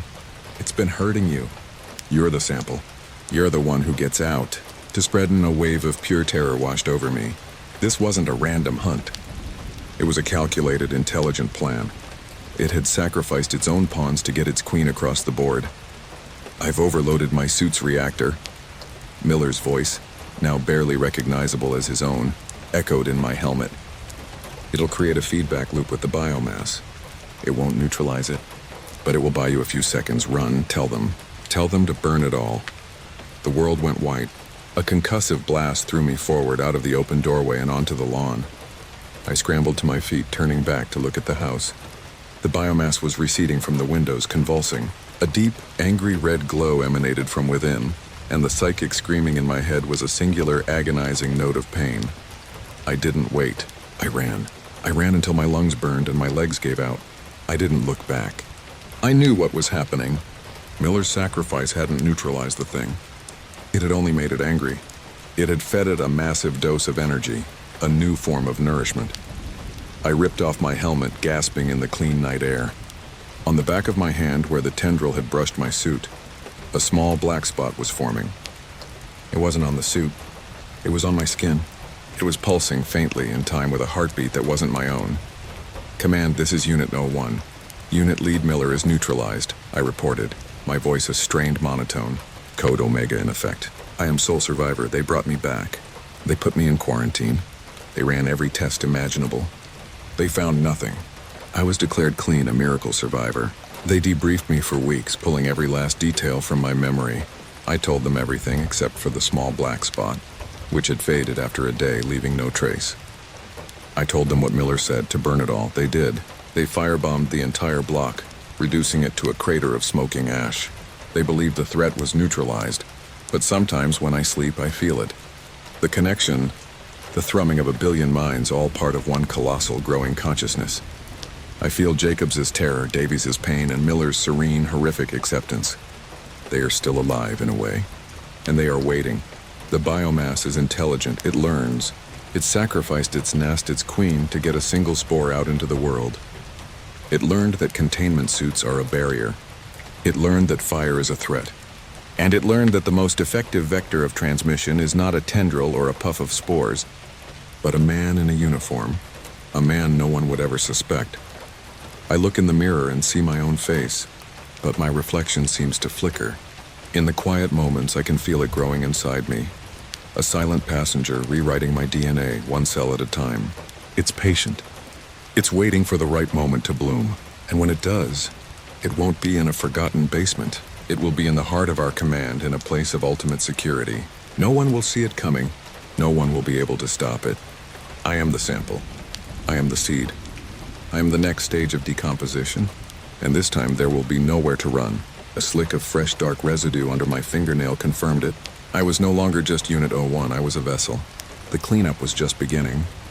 I raised the cryosprayer, my only object, but I knew, even as I considered my options, that it was a futile gesture. The plan was already in motion. There was no way to neutralize it, not now. We were a cleanup crew. Now I am the mess. Mission Day 4. Pilot Elias Thorne. Specialist Ben Carter. Current depth 4 and weight 15 meters. Objective: bathymetric survey of Quadrant Gamma 7 Mariana Trench Subdivision. Status: all systems nominal. Life support environment stable. Power draw at 97%. Commencing transect 3 of 8. The gentle hum of the Nereus, our deep-sea submersible, was a constant companion. It was a sound I'd grown to associate with safety. The bubble of technology that kept the crushing pressure of the Pacific at bay. For 2 weeks, this was our world. A cramped sphere of titanium and acrylic surrounded by a darkness that had never known the sun. The cabin air carried its usual metallic tang of recycled oxygen, tinged with the faint, ever-present scent of hydraulic fluid and warm electronics. My job was to pilot, to manage the systems. Ben's was to interpret the data, to make sense of the endless streams of information our sensors greedily drank from the abyss. Anything interesting on the long-range sonar, Ben? Echo sounder looking clear? I asked, my voice flat with the familiar cadence of routine. My gaze was fixed on the forward viewport, a thick circle of acrylic showing nothing but the particulate drift in our floodlights' beams. Just the usual symphony of mud and rock. Ben replied, his eyes glued to his own bank of monitors. The soft green and amber glow of his console painted his face in intricate, shifting patterns. Topography is consistent with the projected charts. Another 10 clicks of this and we can call this transect done. The trench wall should be coming up on our starboard side soon. He yawned, stretching his arms over his head and bumping them against the low ceiling. Any chance the coffee maker is still operational? In negative. Heating element is on the fritz. We have the nutrient paster, I said, pointing a thumb towards a storage locker. Chief Engineer's orders. No non-essential system repairs below 2,000 meters. Power conservation protocols are in effect. Ben grimaced. A nutrient paste. My favorite dough. He turned back to his screen, his fingers dancing across the touch-sensitive surface. We worked in comfortable silence for a while, the only sounds being the sub's life support and the soft clicks of Ben's work. The methodical crawl across the abyssal plain was monotonous, a necessary procedural step before the real exploration began. We were charting the unknown, but most of the unknown was frankly boring. Then a sharp, incongruous beep cut through the quiet hum. An alert. Ben sat up straight. Whoa! Hang on. Elias, I'm getting something. Non-seismic? I asked, my hands already moving over my own controls, ready to adjust our ballast if the seafloor decided to shift. No. It's anomalous. A high-density return signal that doesn't match any geological formation I've ever seen. He tapped a few commands, isolating the signal. The waveform is all wrong. It's too clean, too structured, almost biotic in its complexity. A new window popped up on his main screen showing a rotating 3D model. It was a jagged spike, impossibly thin and tall, rising from the seafloor. Look at this structure. The profile is all wrong. It's too sharp, too symmetrical. I brought the Nereus to a gentle stop, the thrusters firing soft puffs of water to stabilize our position. I leaned over to get a better look at his screen. He was right. It looked less like a rock formation and more like a shard of black glass the size of a skyscraper. Could it be a new type of hydrothermal vent? A black smoker chimney? The negative, Ben said, his voice lowering with fascination. Thermal scan is stone cold, colder than the surrounding water, in fact, registering a thermocline differential of 0.7 degrees Celsius. And there's more. I'm picking up a signal emanating from it. Faint, but it's there. A patterned radio frequency. Very low band out of signal. That was impossible. Nothing man-made was charted in this quadrant. We were the first. Run a source analysis. Compare it against the database for all known submersible and probe beacons. I ordered, my own fingers flying as I initiated the scan. The result was instantaneous. System log, your 928-14, anomaly detected. Geosignature inconsistent with known formations. Low-band RF signal detected. Cross-referencing database. Result, no match found. No match, I breathed. It's not one of ours. Ben's eyes were wide now, the fatigue gone, replaced by the electric thrill of true discovery. Elias, we have to get a closer look. This could be anything. Protocol was clear. Report anomalous findings and await instructions. But protocol didn't account for a mystery like this. The drive to know, the very reason we were down here, was a powerful force. All right, I said, my heart beginning to beat a little faster. Let's go say hello. Closing to one click. Deploying the ROV for preliminary visual. The remote-operated vehicle. A small tethered drone we called the Sprite.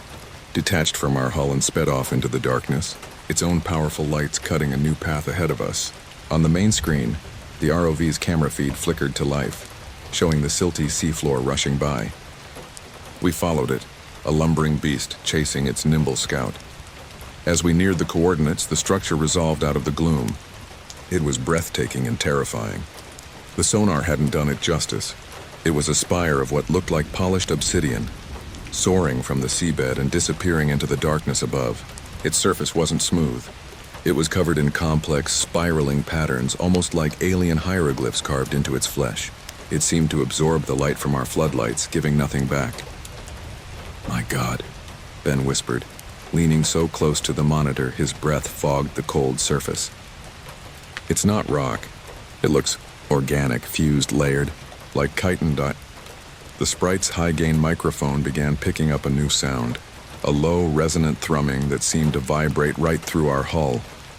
The signal Ben had detected was stronger now, a rhythmic pulse. It wasn't a call for help. It felt more like a heartbeat. Beneath the constant hum of the CO2 scrubbers, I detected the faint, sharp smell of ozone, a telltale sign of an overloaded circuit somewhere in the sub. Power is fluctuating, I announced, my hands flying across the console. The spire is emitting some kind of energy field. It's interfering with our systems. I glanced at the power grid display. The load was spiking erratically. "Keep the ROV's camera on it," Ben insisted, his voice rapt. "I need to see. I need to..." He trailed off. The pulsing signal on his screen was syncing with the thrumming sound.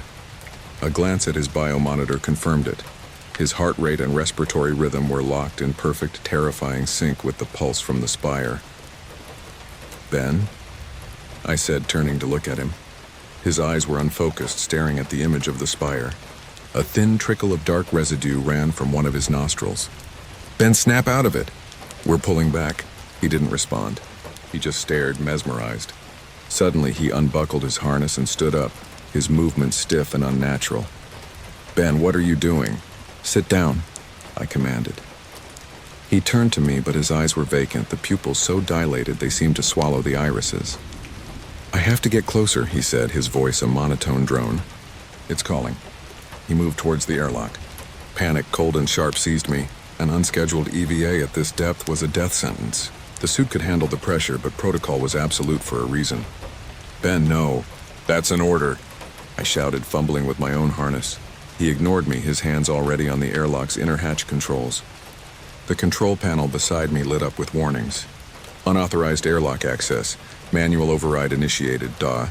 Comms. This is Thorn. DSV Nereus. Formally logging critical incident at 0959.12. Specialist Carter has initiated an unauthorized, non-responsive EVA cycle. Protocol 8. Charlie engaged. I spoke into the ship's log recorder, my voice shaking.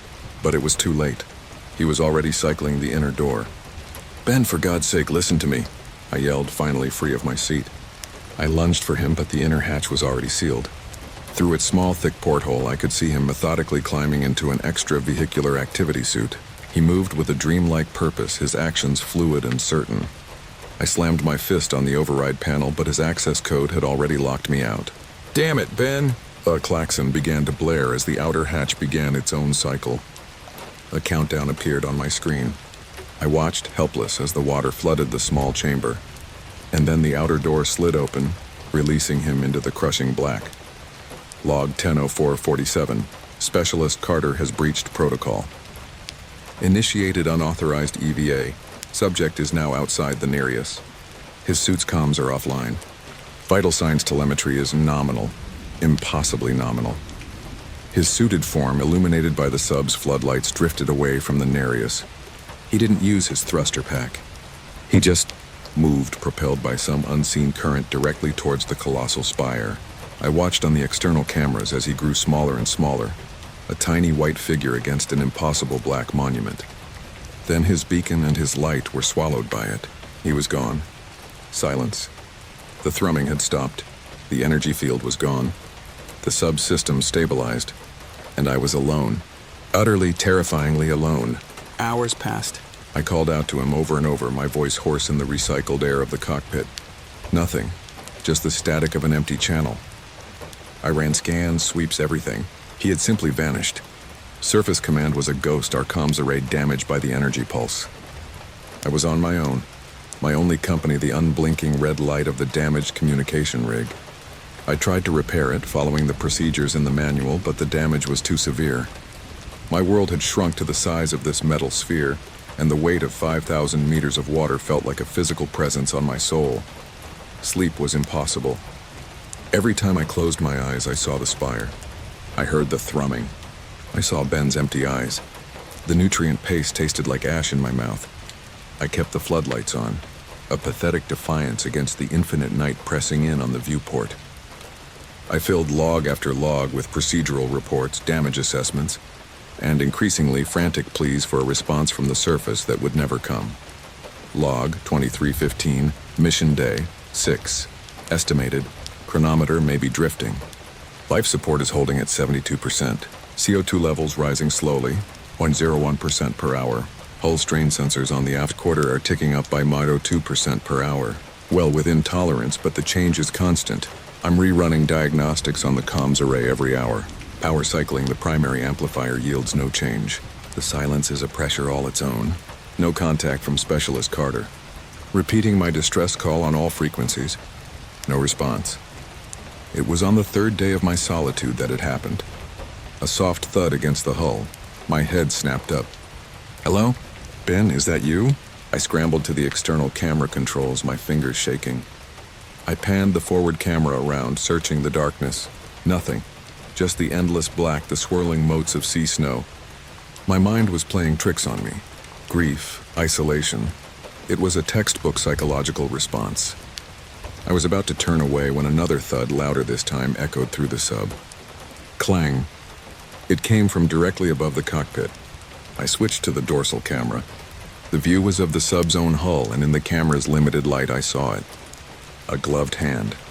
The white articulated fingers of an EVA suit gripping the edge of the camera's housing. "Ben," I cried, a wave of dizzying relief washing over me. "Ben, you're alive. I'm opening the airlock." Stay right there. I rushed to the airlock controls, my hands flying to initiate the cycle. But then I stopped, my hand hovering over the panel. Protocols screamed in my head. Unscheduled return, no comms after 3 days in abyssal pressures. It was an impossible scenario. Every manual, every simulation, flagged this as a compromised asset situation. How did he survive? Why wasn't he answering me? I crept back to the console, switching the camera view again, trying to get a look at him. I panned the camera as far as it would go. His white suit was scuffed and grimy, but it seemed intact. He was holding onto a handrail on the nearest hull, his helmet facing away from the camera towards the forward viewport. He was staring in at me. A cold dread, far worse than the panic I'd felt before, began to snake its way up my spine. He was just floating there, motionless. "Ben, say something." I whispered, my voice trembling. "Give me a sign. Acknowledge on your suit lights," and for a long moment there was nothing. Then slowly, horribly, he began to turn. His movements were jerky, unnatural, like a puppet on tangled strings. He rotated his torso, his helmet coming around to face the dorsal camera, to face me. I cycled the camera's visual filters, thermal, EM spectrum, polarized light, anything to make sense of what I was seeing. Thermal showed nothing, just the cold of the abyss. The suit was a void. The helmet's faceplate was shattered, cracked and spider-webbed with a large, jagged hole in the center. But that wasn't the worst part. The worst part was that there was no figure inside. Not a human one anyway. Ben was gone. Where his face should have been, there was only darkness, a deep, viscous black that seemed to drink the camera's light. And from that darkness, 2 points of cold blue light ignited. They weren't eyes. They were stars. Tiny, distant, and full of a cold, ancient intelligence. The suit was just a shell, a stolen skin. The presence from the spire, the thing that had called to Ben, had come home. A piercing, high-frequency tone burst from the speakers. It wasn't a vocalization. It was the signal from the spire, amplified 1,000 times, screaming directly into the cockpit. The lights flickered and died, plunging me into absolute blackness, save for the 2 blue stars burning on the monitor. Then, the monitor went dark, and I heard the airlock begin to cycle. Final log. Aero 344-19. It is inside. Oh God, it neutralized. Systems failing. Hull integrity warnings are cascading. The air's thick, pressure changing.